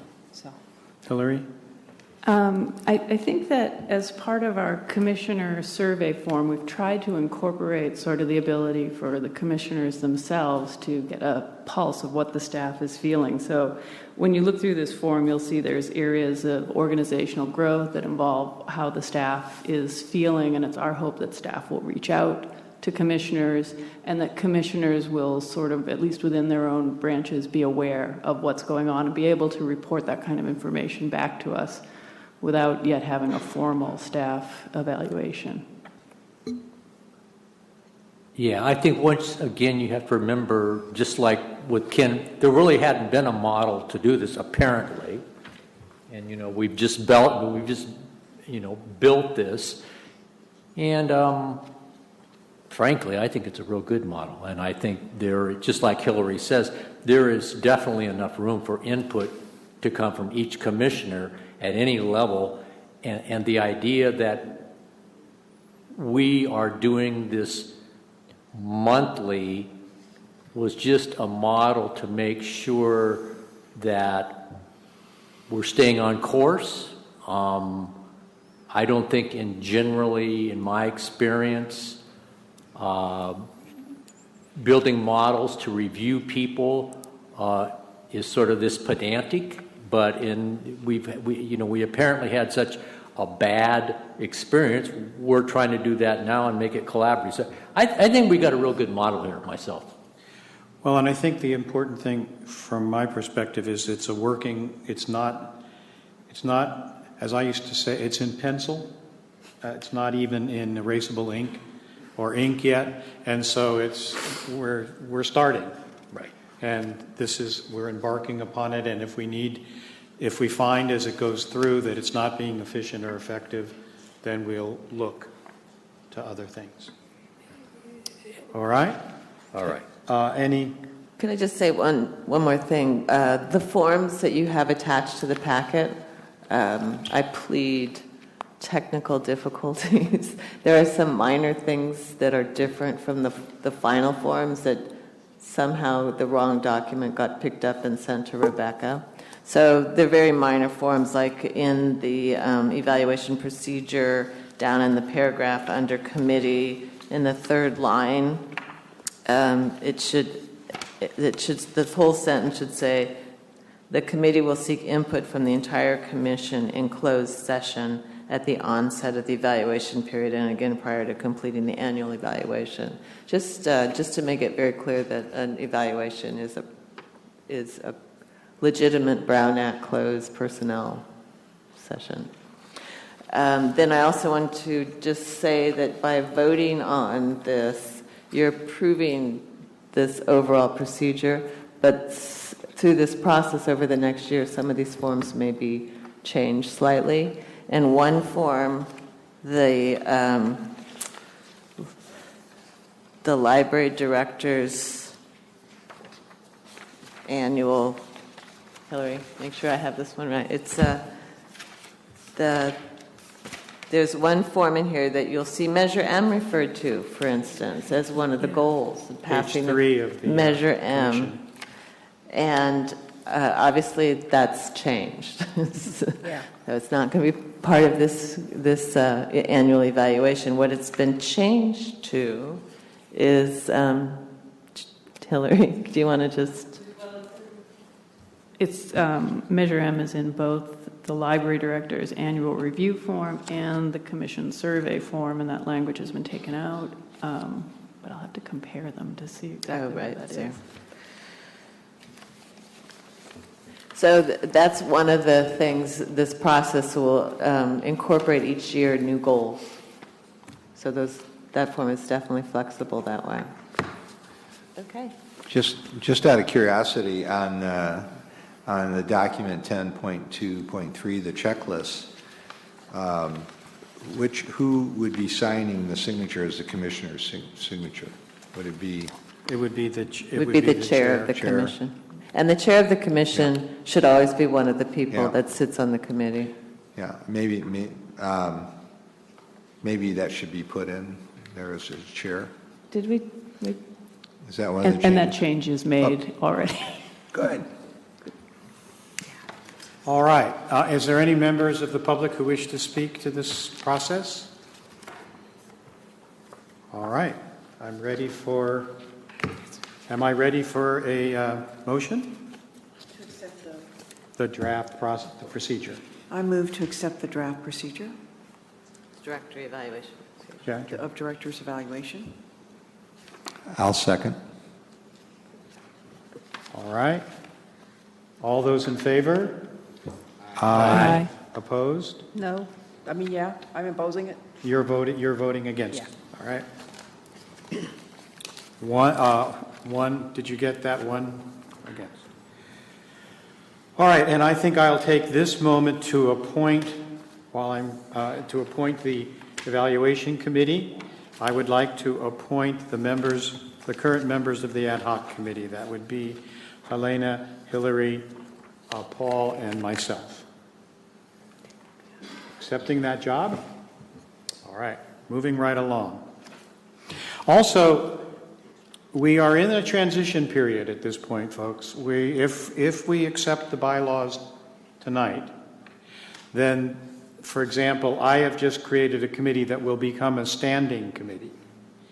And we will have the Finance Committee become a standing committee, and the Revenue Committee become a standing committee, and so forth. And standing committees need to meet Brown Act requirements, so just so we're aware that we're moving along in that direction.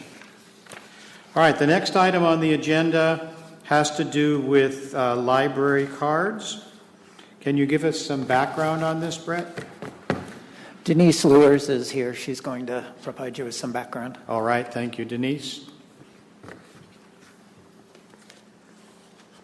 Yes.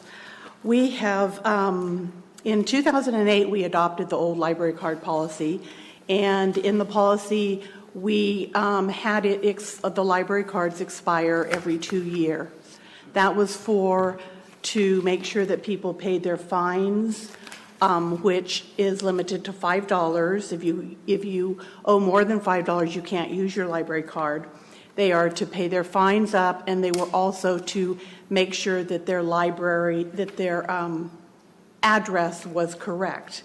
In the time since then, we have discovered that a lot more people are using the library online. And we're getting complaints from people who cannot renew their library cards online because they don't have, the renewal policy was that you had to pay your fines and show identification. And that can't happen over the phone or online. So for better customer service, we are advising that we do away with library card renewal. There's less than 7% of our patron database are patrons that even use paper mailers. The majority of them use email and our Telesur or our telephone messaging system. What we will do is we will talk to the patrons as they come in and, just remind them, is your address current? But for all intents and purposes, we really don't need a current address. So we think it's better patron service to let the card never expire. I have a question. Mm-hmm. Good. So as long as we charge fines, and I know some libraries don't charge fines, Mm-hmm. how will we collect fines that remain? Are we going to wait until they reach a certain limit and then Yeah, we have a block at block Okay, the we card have them for- blocked at $5. same. Okay. It's the same. So they can't use public computers or they can't check out items if they owe more than $5. It's the public service staff, when a patron comes up to the counter and they scan their barcode and it says you owe $2.50, the staff member is supposed to say, would you like to pay that today?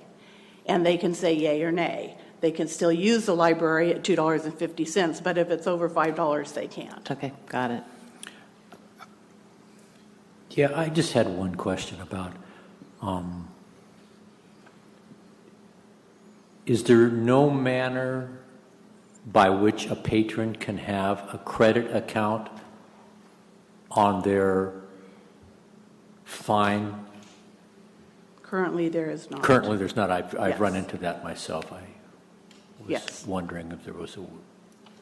Because if you check out enough books, you can have fines, and it's just Right. easy to have, $5 or 10 or 20 or whatever. But Right. Yeah, we've looked into that before, and the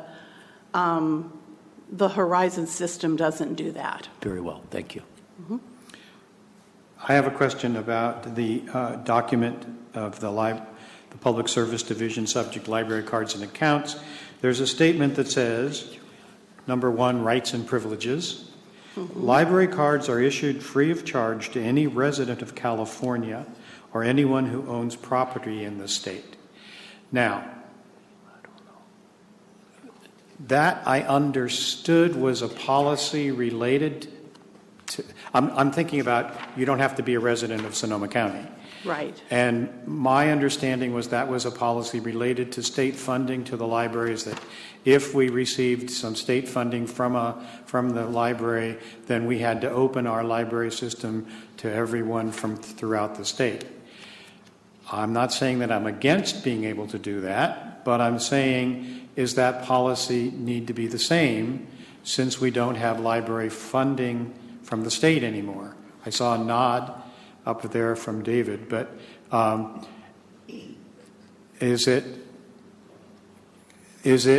do you know, well, first of all, the question is, do we want to open ourselves to the entire state? The subset of that is, can I get a library card in any city I visit? But number 2, in the state. But number 2 is, was it related to the state funding, and does it still exist in that way? Does anybody know the answer to that? I don't know the answer to that.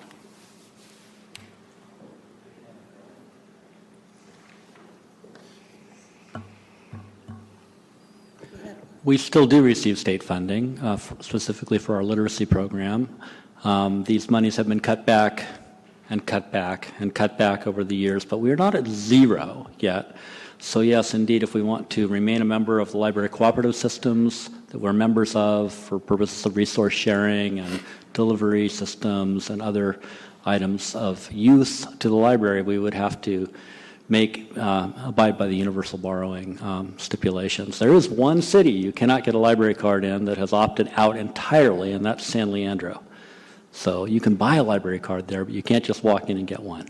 But they don't get anything from the state. So I could go to Mill Valley and get a library card. Yes, you could. However, you could not use their downloadable ebooks because they have negotiated a separate contract with Overdrive where you have to be a resident of Marin County to use their downloadables. Okay, thank you. Any other questions about this before we proceed? Paul? Well, I just, there was a handout about the library here. Is this something we're going to talk about? This has nothing to do with what we're talking about. Nothing to do with it. Okay.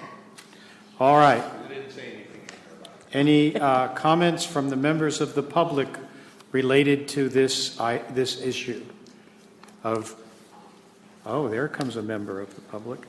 I want to say I think it's a great idea. I know we have gotten complaints about people that are very unhappy about the way it is.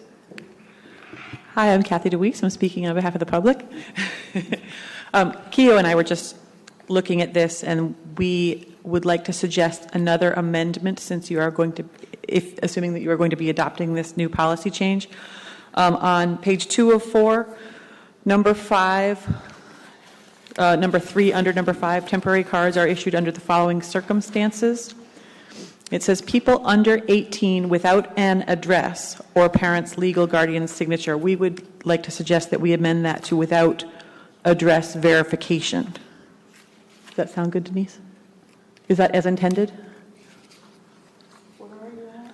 On page 2 of 4. Oh, 2 of 4.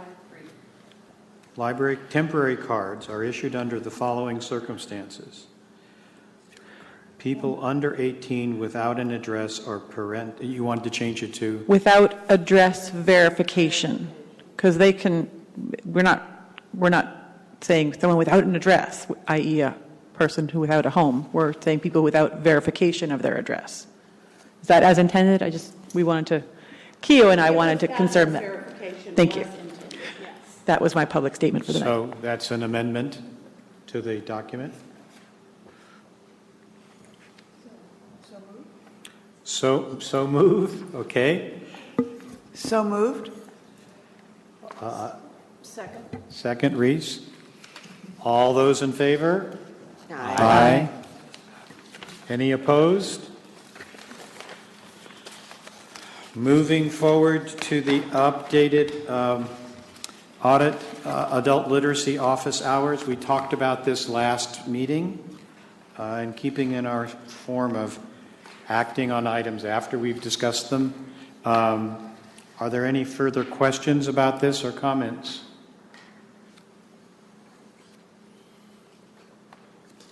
No? Any comments from the public regarding this?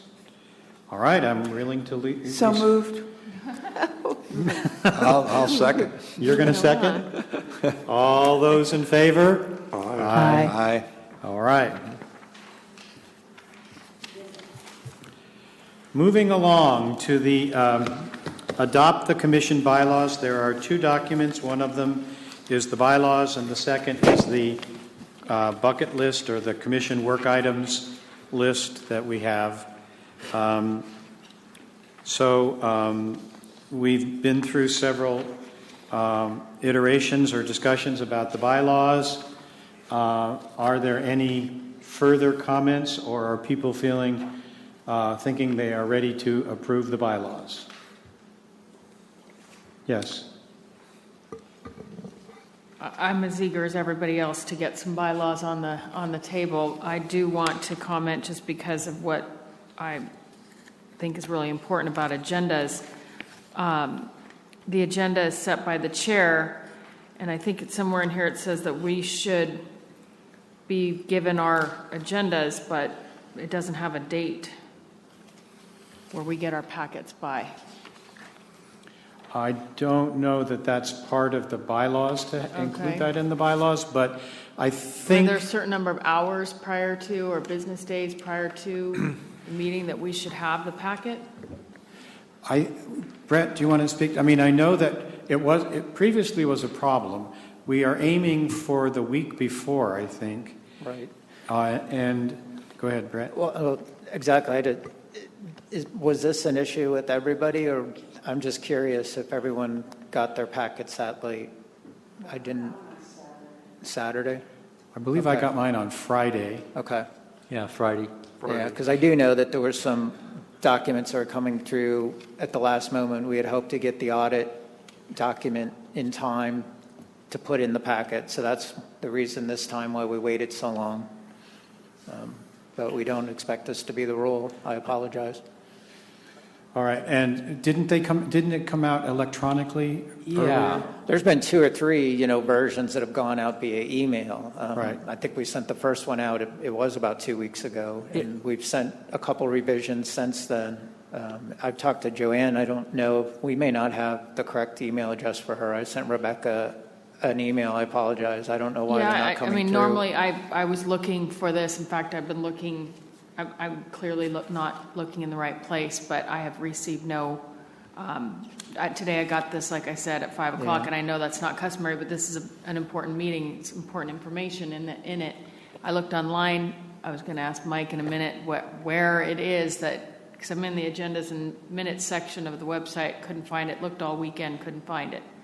So somehow I just checked that too, something. and I don't see it either. So I've also asked about that, why it's not. You don't see it either? No. Yeah, I was looking all weekend, so I saw it on the website. I was looking at it on the website earlier. Were you? Yeah. Yeah. I can show you. Please. And I got all the emails, so I read all the emails and all the attachments and all that stuff, but the paper stuff didn't come until Saturday, and that's fine with me. But just to let you know, it wasn't real. Well, and this is an exception. I think this was a problem a lot with the former commission, and that we did want it earlier. So sometime like the Wednesday before the commission meeting or something was what we've been aiming for, I think. So this was an exception. Yeah, and it's a little rough too, because being that we meet on Mondays, there's not really anybody you can call because the library's closed. So my problem was... The staff's there on Monday. You do? Rebecca's on vacation, but in general. yeah, the management team works on Mondays. Okay. Yeah. Okay. Yeah, so, sorry, speaking into the mic. Told to do. So at the bottom of the website, if you scroll down, there is the section for the Library Commission, which takes you to the Library Commission page. On the left-hand side in the meeting minutes section, if you click on that, it shows the historic minutes below, and then the most current one will be listed here. If you go into that area, it'll take you in to the Granicus site, which is what we use to record them. And you can actually, anything with a paperclip is an attachment, and you can download them from there. That wasn't intuitive to me either, the in progress. I didn't even see it. Yeah, I have to tell you that I'm on that exact page, and all I could see was December 8th. When we're not in session, they do list below as with the dates next to them. So earlier before a meeting did start, it did say the January 26th meeting, but since we are now in session, that's why it did change.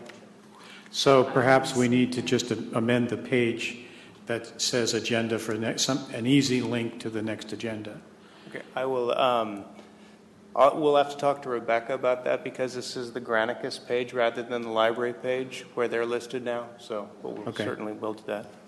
All right. That aside, are we any further questions about the bylaws? Any public comment regarding the bylaws? All right. Somebody else besides Linda want to so move? Yeah, I would move that we adopt the commission bylaws. Second. All right. All those in favor? Aye. Aye. All right. Opposed? No one is opposed. Okay, that happening now is the next thing that I need to mention is that now we have bylaws. And so we need to have an election for chair and vice chair. We could do it tonight if people feel ready, but if not, it might be a better idea to wait till the next meeting. So you can campaign. So we can campaign and get endorsements and have fundraising. And so I would like to just mention that we will probably start the next meeting with the election, so then the person that's elected as the chair can take over. But until that, I will continue to act as interim chair until the new chair is elected. Okay, is that okay with people to wait till next week? Next month? Next meeting next month. Okay. All right, moving right along. Okay, where are we? The next item has to do with the changes in the meeting schedule. And I'll say that there's been some discussion about this and some problems with the room and et cetera, but one of the most significant changes is that the all-day session that we had 2 of are now being moved to 1, and that will be the April 13th meeting. So you can clear up your calendars for the all days on February and March. Yes? This will be my last comment, really. The February 16th meeting, before it was February 23rd, and I understand we're not going to have an all-day meeting, but couldn't we have our regular 6:30 meeting on the 23rd? Is it that this room is not available? On the 23rd of, the 16th of February? Okay. Originally, Originally, we were meeting February 23rd from 9:30, then forever. And now we're on the 16th at 6:30. Why aren't we just on the 23rd at 6:30? Is that President's Day? Yeah, it's President's Day. Okay, that's why? The 23rd. I guess I'm not going to Palm Springs. All right, thank You're you. not going where? So that's why it was Palm moved up. Springs. Oh. The 16th is President's Day? So we're meeting on President's Day rather than... So we should go back to the 23rd, correct? Am I the only person that I put it in my calendar and made my plans around there? I mean, if I am, that's cool. Rebecca's not here, but I need to talk to her and see if there was anything that I'm not aware of about these dates. I do know that this was a situation, was this one of the Wednesdays, or we had chosen to do Wednesdays because of the... No, this February 23rd is a Monday, February 16th is a Monday. Originally, we had calendared February 23rd starting at 9:30. And my question is that now we've moved to the 16th at 6:30, why aren't we just keeping the 23rd at 6:30? And we don't have an answer. We don't have an answer. I can. But think I that think would be a good idea. it's pretty straightforward that we should not meet on the 16th. That's a holiday, and so that does not make sense to meet on the 16th. So the question is, the February meeting will be the 23rd. And we'll meet at 6:30. At 6:30. Well, no, that's a little different also, because now that we've adopted the procedure for the evaluation, we're going to meet in closed session at 6. Okay. And then we will meet in public session at 8.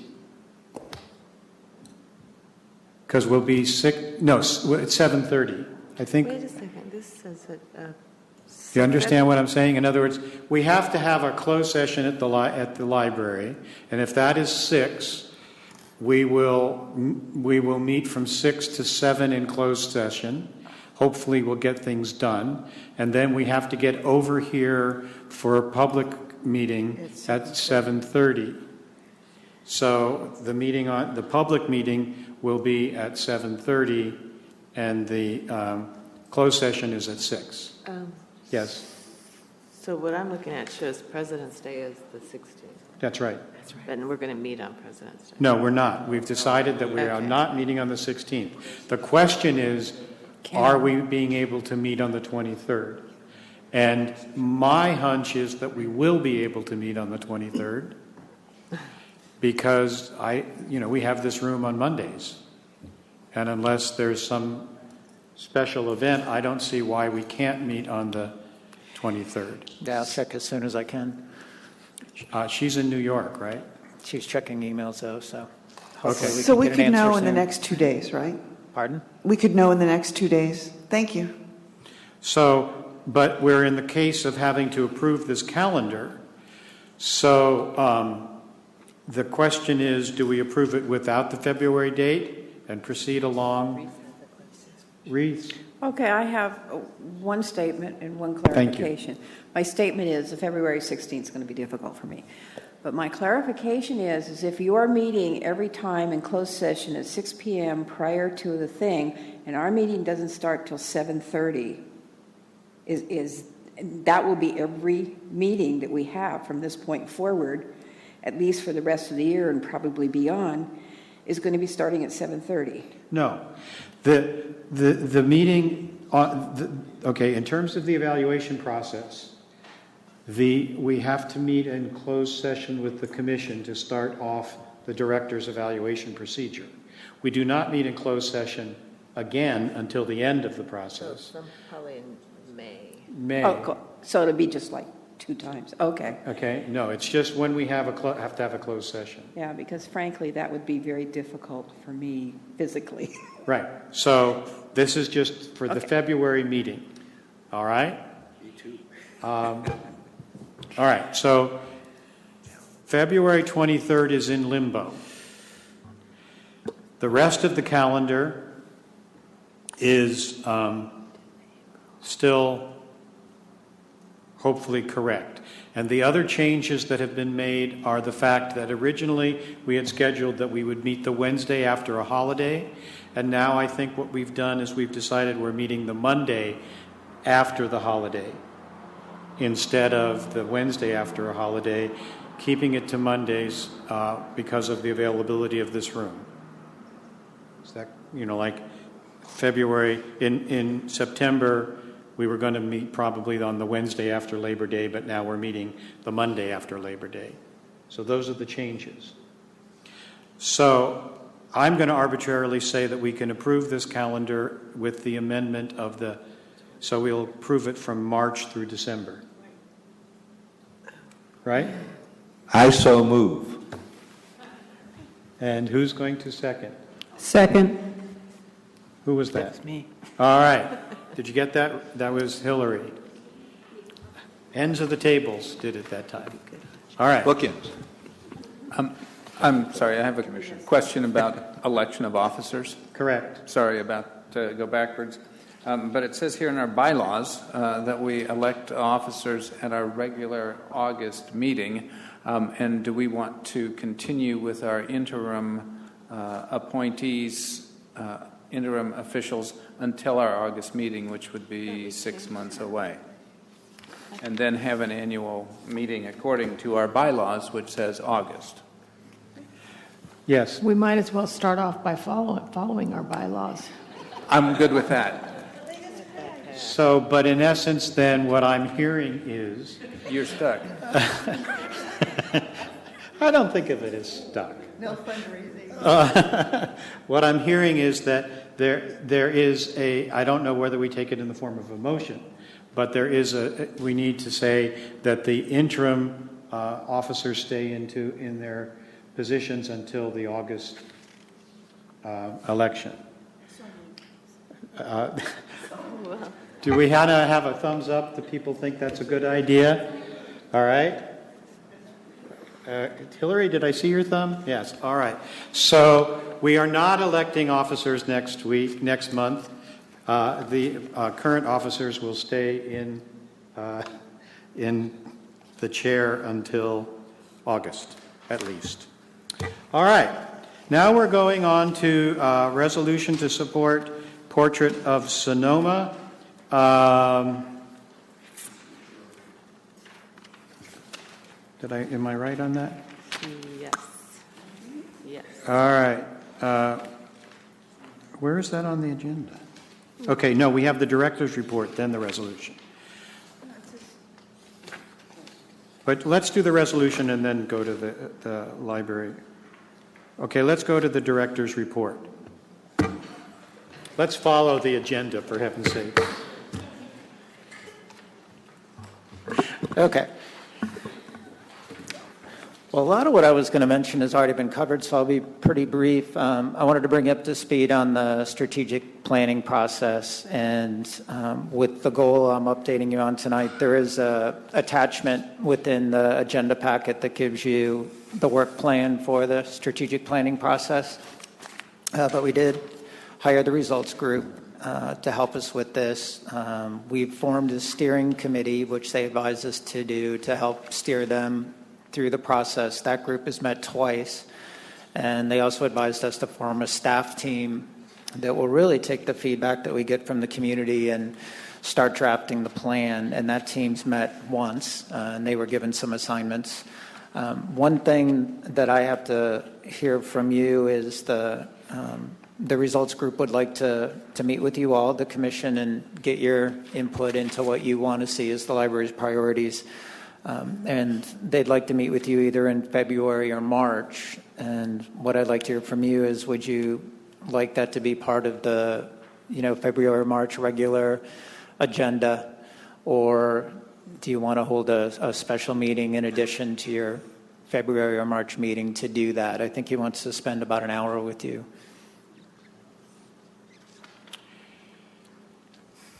Yes. I bet you can guess what my answer might be. But I would recommend that we my wish would be that we have it at the regular meeting, but perhaps we start a little earlier.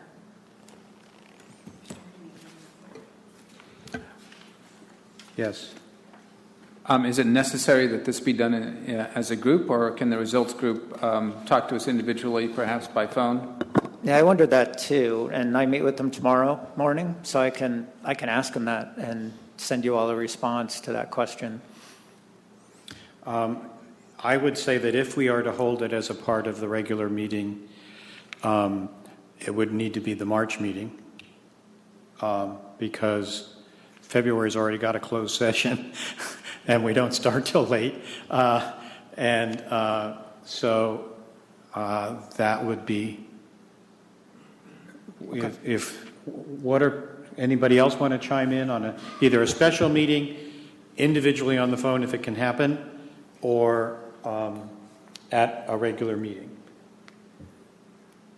This is really an important thing. So, I think, all of you that are concerned about, like on the one where we were doing the review with Brett, this is probably an earth-changing move for the library, and so you want to have your 2 cents into this model. You better consider either doing it for an hour here, or you better consider spending some time on the phone with these people, but you need to do this and get this one right. I would like to do it an hour earlier in March, at the March meeting. And I'll talk to anybody on the phone, or if they want to do small groups, I'll come into Santa Rosa. But other people don't have that luxury. And usually we could probably pry ourselves away an hour ahead of time. But any of those things work for me. Just speaking personally, I will be gone at the March meeting, so give them my phone number. Yeah, absolutely. Okay, I'll take those suggestions back to him tomorrow. Thank you. How about, let's see how the rest of folks feel an hour coming early to the March meeting. How does that sit with people? Fine with anything. Yeah. I see no thumb, and I see a thumb. Okay, all right. So that's the direction we're thinking of. I won't be here. Okay. A couple other things. The budget preparation has started. Ken's been collecting feedback from the branch managers to hear from them what additional funding they would, like to receive for equipment, books, personnel, and then obviously we'll have to see what we can fund. And then he's been doing the same thing with the division heads, talking to David and seeing what he needs for his collection budget and that. So Ken's compiling all of that, and we'll start going through that. As has been mentioned, the Library Foundation donated $115,000 to the library recently, which is really exciting. They'll be sponsoring the adult, teen, and children's summer reading programs this coming summer in their entirety. And then they also did buy the early literacy computer workstations that we now have in all of our locations, which have hundreds of games on them, and a good percentage of those are in Spanish. So thank you to them. There was a really nice article in the Press Democrat about that too. Tim mentioned LumaCon, and I agree. That was a wonderful event. I really thought that it created a lot of nice buzz in the community. I was seeing write-ups about that. I attended, and to see all of those folks there excited about something, I really would like us to look for other opportunities to find those interests in our community that not only bring people in, but really, again, create a lot of buzz and excitement about the library. We did partner with some wonderful organizations for that, so it really was a terrific event. And then the public comment earlier at the beginning of the meeting, if you look in the manager's packet under the My Manager's Report, we are talking to the county and to the Community Development Commission about the Roseland site. So I've had one meeting with them, really just to hear what their intentions are with the site. It's scheduled to be either housing or mixed housing. But there are some possibilities there. So I'm going to meet with some folks with from the county again, and Efren Carrillo will be in that meeting. But I just want to hear more about what their thoughts are for that site, if they would invite tenants in as part of that project, and just start to brainstorm, what the library might be able to, to contribute to either a temporary or permanent site there. They are considering perhaps bringing in a manufactured home and dropping it on that site while they construct the new town center. And they'd like to invite some community partners in to that temporary site. So there might be some things that we can do on a smaller scale to get a little bit of a library presence in Roseland in the shorter term. And that's it. Go ahead. So what I heard is that Supervisor Carrillo is in on this planning, and I'm sure you've already introduced yourself to Jim Gore and his staff, right? I'm not sure. Yeah, the new supervisor. Oh, I haven't met him yet. Yeah, and as you know, the department heads for the county meet separately monthly. Okay. Yeah. I joined the DAHA, the Department Heads Association. Right. So I meet with those folks once a month. Right. Thank you. I had there were two issues on the paragraphs that are related. One of them is the citizens in Occidental transforming the county-owned building. We currently have a station in Occidental. So is this a thought that perhaps we might leave that and move into this other facility? I think it's the community's desire that Okay. happens. The building that they're interested in is that community center that is a county building, and it's got a big gym in it, and then about half of it is office space. So they're interested in making that building serve more than a gym. So they're interested. They're working with an architect, and they're going to let him, come up with some schematics. Ken and I gave them some ideas of what the library would need for us to inhabit a space like that, just in terms of office space and computer space and books. So really, on our end, it's a wait and see, just to see what they can come up with a floor plan. The other thing that's happening there is a tenant did leave the current site. It's the building in the front, and it's slightly bigger. So Ken and I we just put feelers out to that to see what the rent would be, because it would be a slightly bigger building. It'd be brighter. The sun would hit it better, and there's a little bench outside. So I think it would be a slightly better spot than we have now. All right. And the other question I had, I'm just really excited to hear that things are percolating in Roseland, but as you're putting together the budget, obviously there are going to be budget implications if we do something in Roseland. So that will be something that we would need information on and follow up and so forth. Other questions from the report?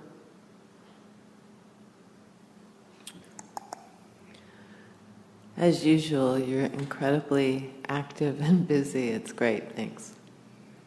It's a good report. I have a couple more. This is one of my favorite things. That's okay. I was waiting I wasn't going to hog it all. Okay. All right. Classification report. Yes. 11.2? Pardon me? 11.2 on the agenda? I'm on 11.4, which is the activities of the director. So is, according to the... 11.2 and 11.3. Okay, so I should wait to the management report. We'll go on to library closure for all staff day. Where are we? Oh, we have to do Portrait of Sonoma. Right, now we're back to Portrait of Sonoma. Okay, as an idea, Brett, for the director's report, put it next to management report for me from now on. Thanks. All right, at least till August. All right, Portrait of Sonoma. Anybody want to fill us in on this more than what we already have in the packet? Any staff? Comments? Well, it's a wonderful report. You know, it talks about the health of the county in terms of education, the economy, and health. A lot of the community groups that I've visited with since I've come here, they refer back to this document. I think it's the document, really. It's becoming, I think, the bedrock document that service agencies and health agencies that they kind of benchmark around. I've looked at it. You know, I think that we can,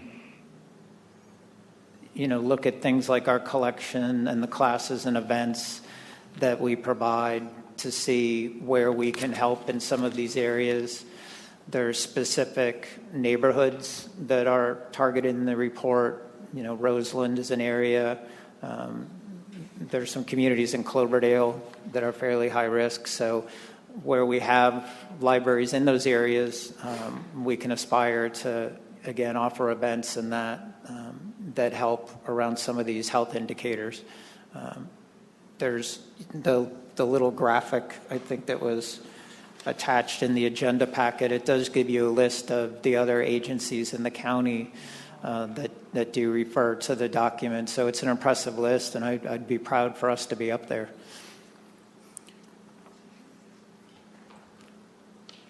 So is there any public comment regarding this? I would just say that if you haven't had an opportunity to look at the document, it's well worth reviewing.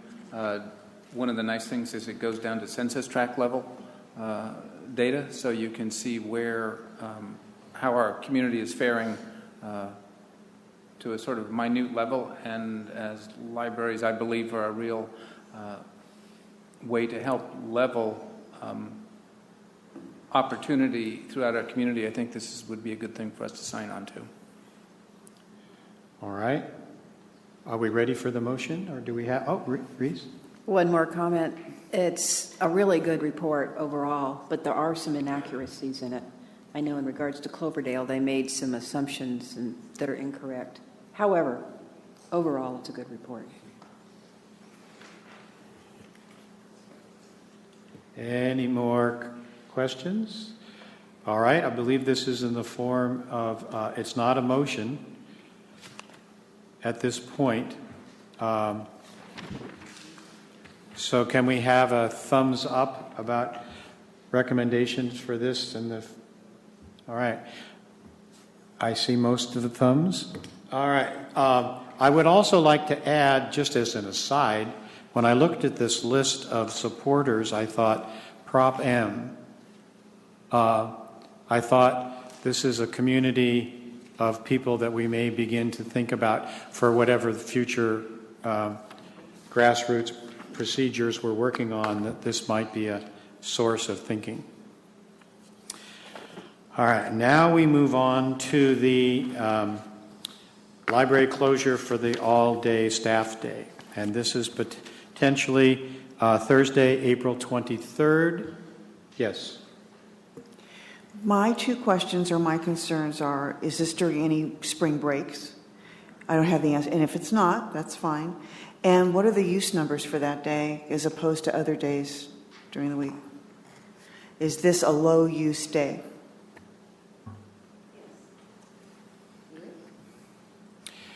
Keough Thank you very much. Then I can move on it. All right. And then the second thing that I wanted to mention, just as a alert to the staff. You'll notice the words down there, service awards. The tradition has been that the service awards are given by the commissioners. You do not need to attend the entire day. As a matter of fact, you don't really anyway. But we usually do meet around lunchtime at that day and give the service awards to the people who are in the branches that we cover. So I'm basically that's one of the things that I wanted to let you know about as we go forward on this. It may be that your library has no one getting a service award. Service awards are $5, $10, 25? 5, 10, 15, 25. 5, 10, 15, 25. And so, and generally, as in the past, you'll get a little cheat sheet from staff about this person loves to sew, or, you know, they've traveled to Timbuktu 5 times, or some sort of thing if you don't know the person at that point. All right? I just have a comment. Last year was a lot of fun. I think our staff really works hard, and they should be recognized. And so I don't know if it's mandatory the commissioners come, but I think the staff appreciated that we did come, and I enjoyed it, and it was I think it was a really positive thing. There's not too many times we get to honor our staff and recognize a lot of the things that they do on a daily basis. So I think it's a good thing. I do too. I just wanted to get. So are you looking for volunteers, or they'll let us know if there's No, somebody? they'll let you know. They'll let us know, if okay. they are. Basically, what I'm saying is, as we vote for this day, I'm just having you put something else on your calendar. That's basically why I'm alerting you to it. All right. Look. Is there any? Do I have a proposal to approve of this? So moved. I second. Okay. Generally speaking, we don't vote on it today. We just give approval. I remember Rebecca calling me about this when I was outside the jury room and doing the procedure of having the discussion. We'll vote for it next month. But basically, so they can proceed, I'd like to see how many people think this is a great idea. All right, so the whole staff day probably will pass at the next meeting. All right. Management report. Okay. I've asked a couple of my questions. Are there any more comments or questions? I had one about the visual histories of the homeless in Sonoma County project. What's the publicity on that been? There's been an article. I don't see the PD. It was at least Is there one anything article. on any of the radio stations about it or anything? Not that I've heard. Oh, and how about, okay, so just, I'm thinking again, by the way, I also need to mention that Petaluma now has a knitting group. So if you want to knit on a Wednesday morning, you can go to the Petaluma Library and knit. Just thought you'd need to know that. All right. Pardon? I think it's important from the standpoint of Lumicon that this is another public that we have. My wife goes. But anyway, okay, I wanted to ask about the classification report. When will we be hearing about that?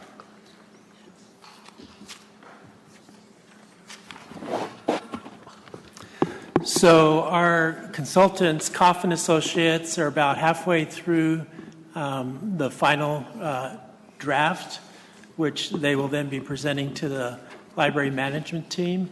And then I believe I'd indicated we were hoping for it to be ready to present at the February meeting when they would present their findings.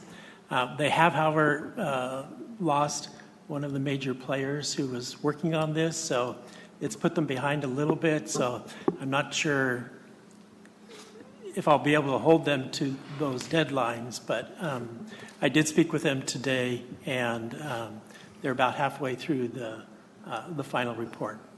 So. Okay. I don't want to hog all the questions, but I have a couple more. Anybody else have any? I do not. Any news on the position at Central?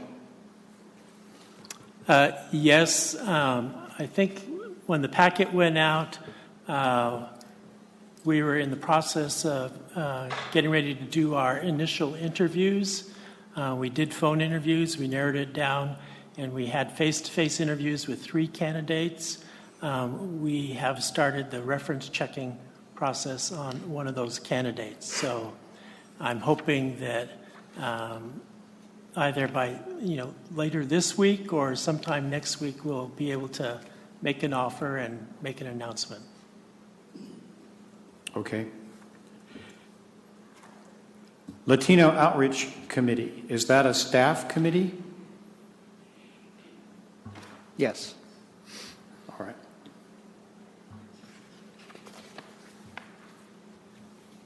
I would like to thank the Foundation for reinstituting mini grants. I think that was a neat project, and I'm glad it's back. I'm interested in how 160 people got into the Windsor Forum room to make gingerbread houses. Sequentially. Sequentially, okay. It was a parade of people. It was a parade of people. All right. There were actually 90 gingerbread houses made. Wow. It's a lot of graham crackers. And there's been a suggestion that next year we should do a second day for adults only.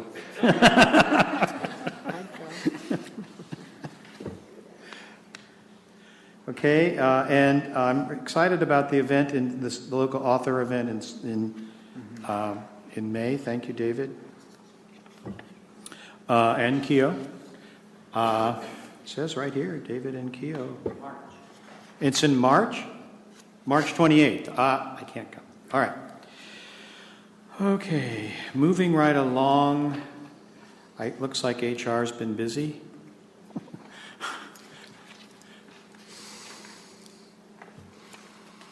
Any other questions about the management report? All right. Bravo. More people have their performance. We've moved up 2%. Yay. Thank you. Any other comments about the performance reviews?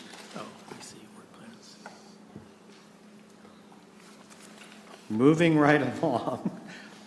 I think everybody kind of at 9 o'clock, they kind of go. All right. Moving right along to the financial report. Yeah, I have a couple things. There's 2 months worth of financial reports because of the length between the last meeting. So November and December's are in here. If you turn to page 53 to December's report, there's just a couple things I want to point out, one of which is on December 17th, we received the first tax payment, and it was $8.8 million, and that kind of ripples through the whole report. Obviously jumps up our cash balance. It turns an operating deficit into an operating surplus, and so it ripples through the whole financial report there.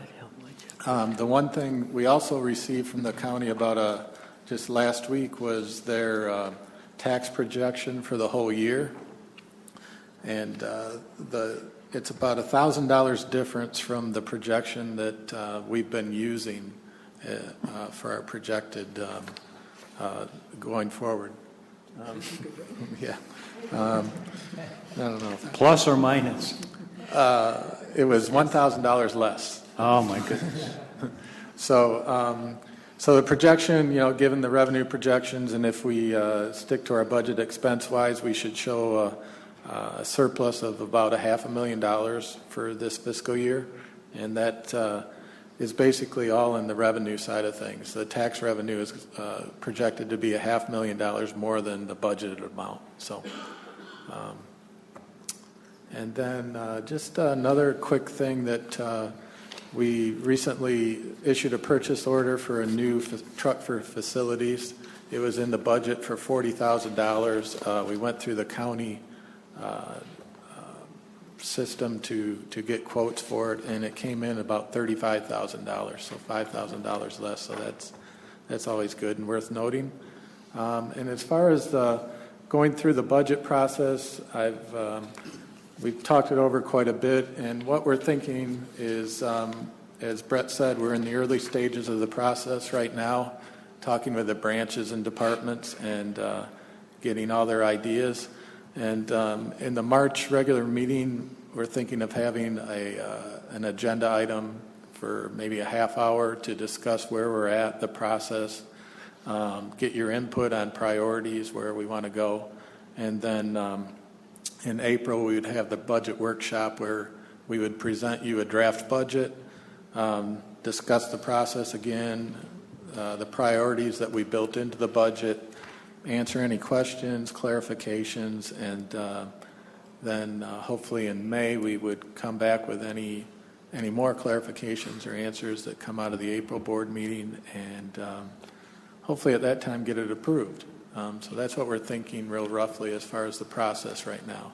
And in that, built into that also is the monthly finance committee meeting where we'll be discussing it in much more detail each month. So. Any questions? Questions? Yeah, I have a question.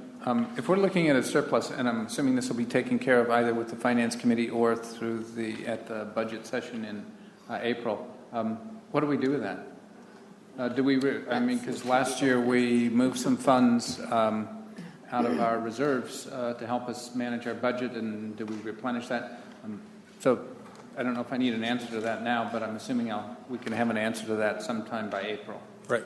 Yeah, we'll discuss that, be discussing that again at the Finance Committee. But, thank you. Mm-hmm. I had a question on page 53 about the workstations, the advanced workstations in education. The last line, it says they cost $49,000. Yes. Are there 12 of them? I think there was 11. 12, yes. 12. They were about $4,000 each. That was including the extended warranty. Okay. Okay. It just seemed like a lot. And that came from the foundation? Yes. So it's not really a budget item? Correct. Okay.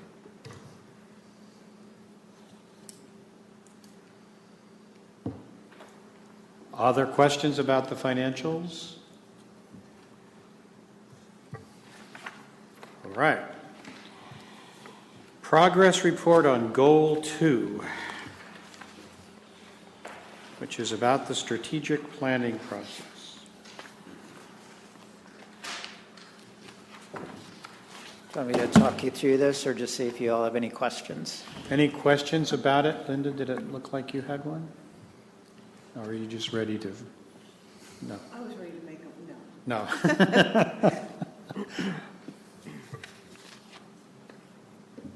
have to move this a little bit here. It is chilly in here. It is.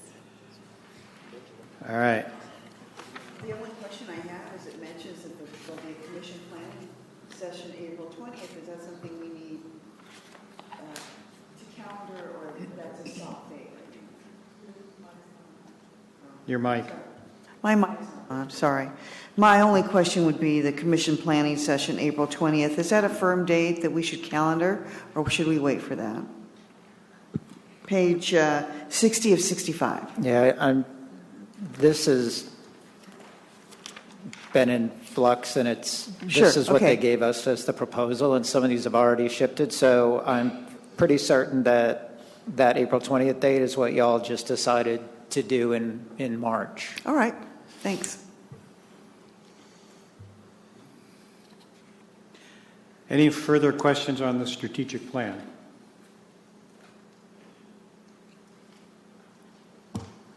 I agree with Paul. This is a biggie. Objective 2B, implementing of the revised joint powers agreement as ratified, or when we wrote it, it was if ratified. All right. So I see that one thing that I think we can wait till the next meeting to be formal about, but this creation of the standing committees. Let me just review what I hear as our current standing committees. Evaluations, finance, revenue, and eventually the publicity or public relations committee. Are there any other that I'm forgetting at the moment? So at this point, next meeting, we will definitely establish those as standing committees. I think it makes sense at the moment to have the current ad hoc folk continue in those positions. And then we need to know by the next meeting, unless David wants to get started now, on the public relations. I don't know what we'll call that group yet. Do you have an idea for the name, David? Public relations? Public relations sounds perfectly fine. Public relations, marketing, and... Public Relations and Marketing Committee. Does anybody in this room have a strong desire to be on that committee with David? Okay. One person leaves the Bylaws Committee and moves along. All right. Anybody else has time to think about it by next meeting? I think at least a 3 or 4 people committee is nice. I really do appreciate how folks are willing to serve beyond coming to just the meetings. I think so much is happening, and so much has happened because of the committees. But if you feel your time would allow being on that committee, or your expertise and knowledge might help, please let me know or David know. I'm okay. Objective 2C. This is still on the goal 2. By the way, these are the goals established last year for the commission and staff. And we have the COF date there.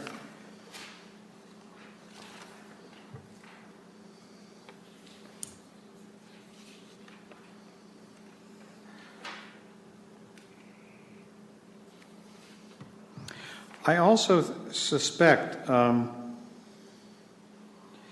you foresee, Brett, that as you're going through the budget process, that there may be some modifications in staffing that might be involved in that, in terms of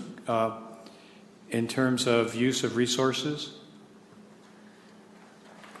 I definitely want to have those conversations. I'm starting to talk to Patrick about things and Ken, and we encourage the managers and everyone that put forth budget requests to take staffing into consideration. So yes, I mean, that's something that I want to talk more to the Finance Committee about, if there's some things that we know we need to do as an organization around staffing, and see if we can fund that. All right. Objective 2D, are there any questions or comments from the Commission about Objective 2D?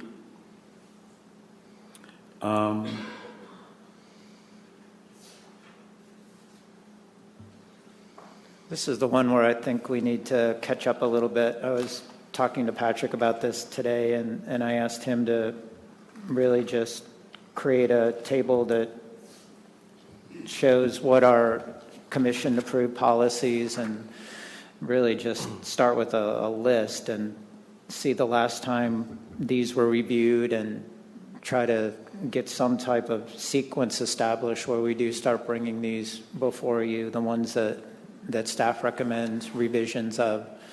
It'll be a good process for me too, because I'm still not clear on exactly how many policies we have as an organization. So it'll be a learning experience for me as well, but I'd like to see us work through more than we have this year. I'll add that serving alcohol has been there for quite a while. And these are separate from the financial policies, or part of. Well, I think we need to get I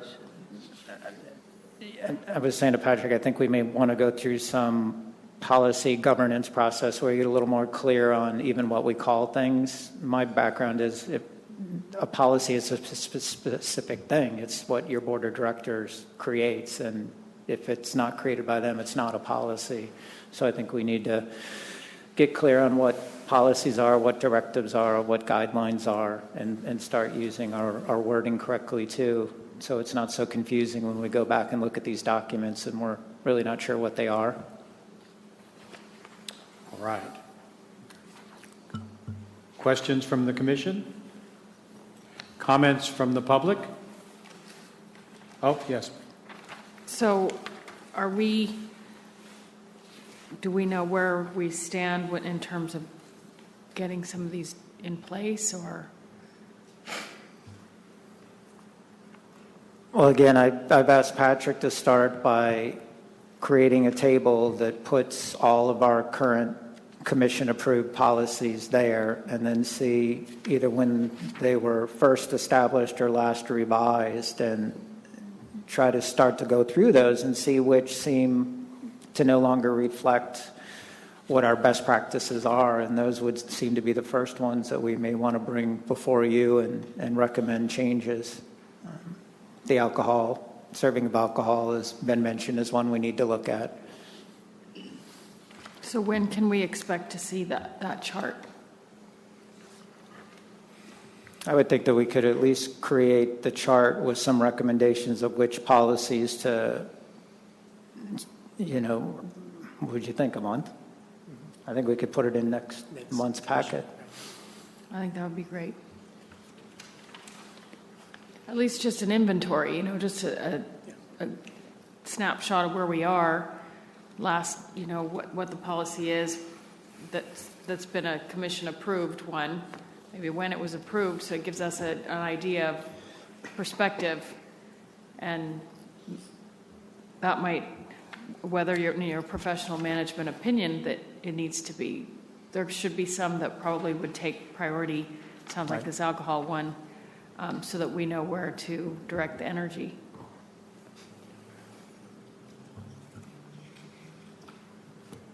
All right. I think that finishes that item. The next item is a resolution to thank the Board of Supervisors for their support of Proposition M. You have a copy of the resolution. This is a case of where we need to have actual numbers, and then I'll have to sign it. Also, are there any comments or questions about this? You have a copy of it? Yes, it's document 12.1.1. It says resolution number, but it doesn't have a number. And it's a resolution to thank the Board of Supervisors.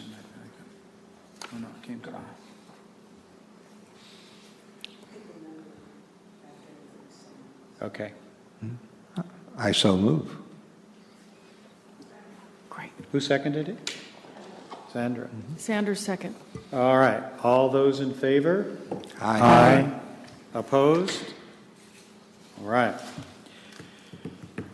Lab appointments.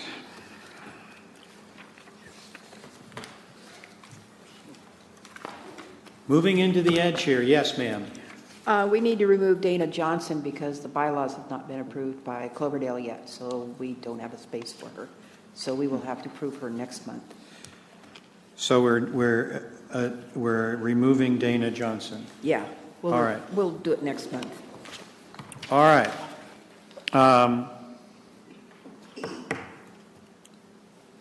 We have a member, Barbara's absent. So we have one opening on the board from Roanoke Park to appoint. Somebody want to move? So moved. So moved that we're appointing. Second. Who seconded? I did. All right. All those in favor? Aye. All right. Okay, folks. I know we're near the end here, but there's two things. There's one thing left, and then we're done. This is the time where we think about the issues that we want to mention on the lab notes that go out. And well,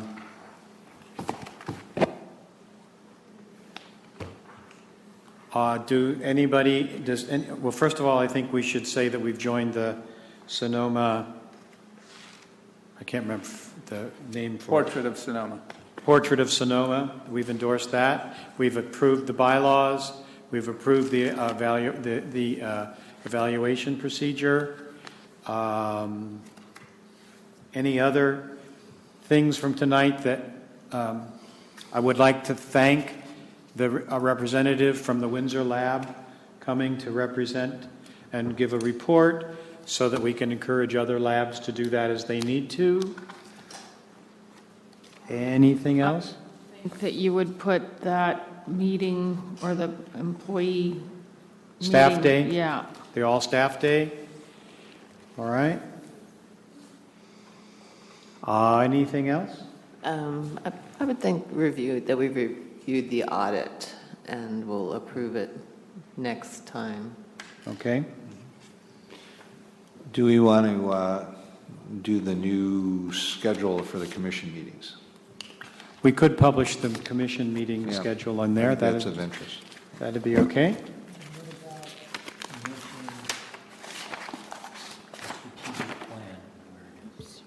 Yes, I agree. Update on the strategic plan. Also, if we could just take a minute and think about what we've talked about is happening at the next meeting, so items don't get lost to the last minute. We're having the closed session. We're having, what else have we said is going to be at the February meeting? We just said something. Audit report. The list of procedures, the report on procedures. Anything else? The Portrait of Sonoma vote. The staff day vote. That was a thumbs up. We haven't voted. We can't technically vote on an action item on the staff day. We've said we will vote yes, but we haven't voted yes.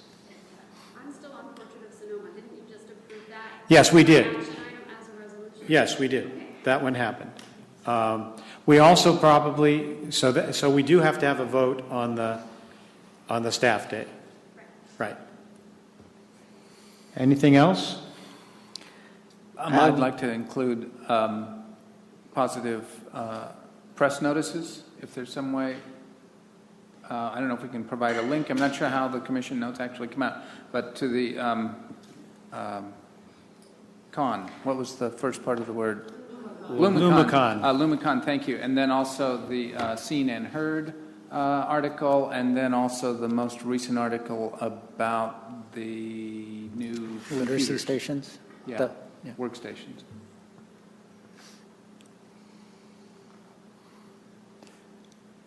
Everybody's anxiously waiting meters. All right, we are adjourned. Here. Gosh.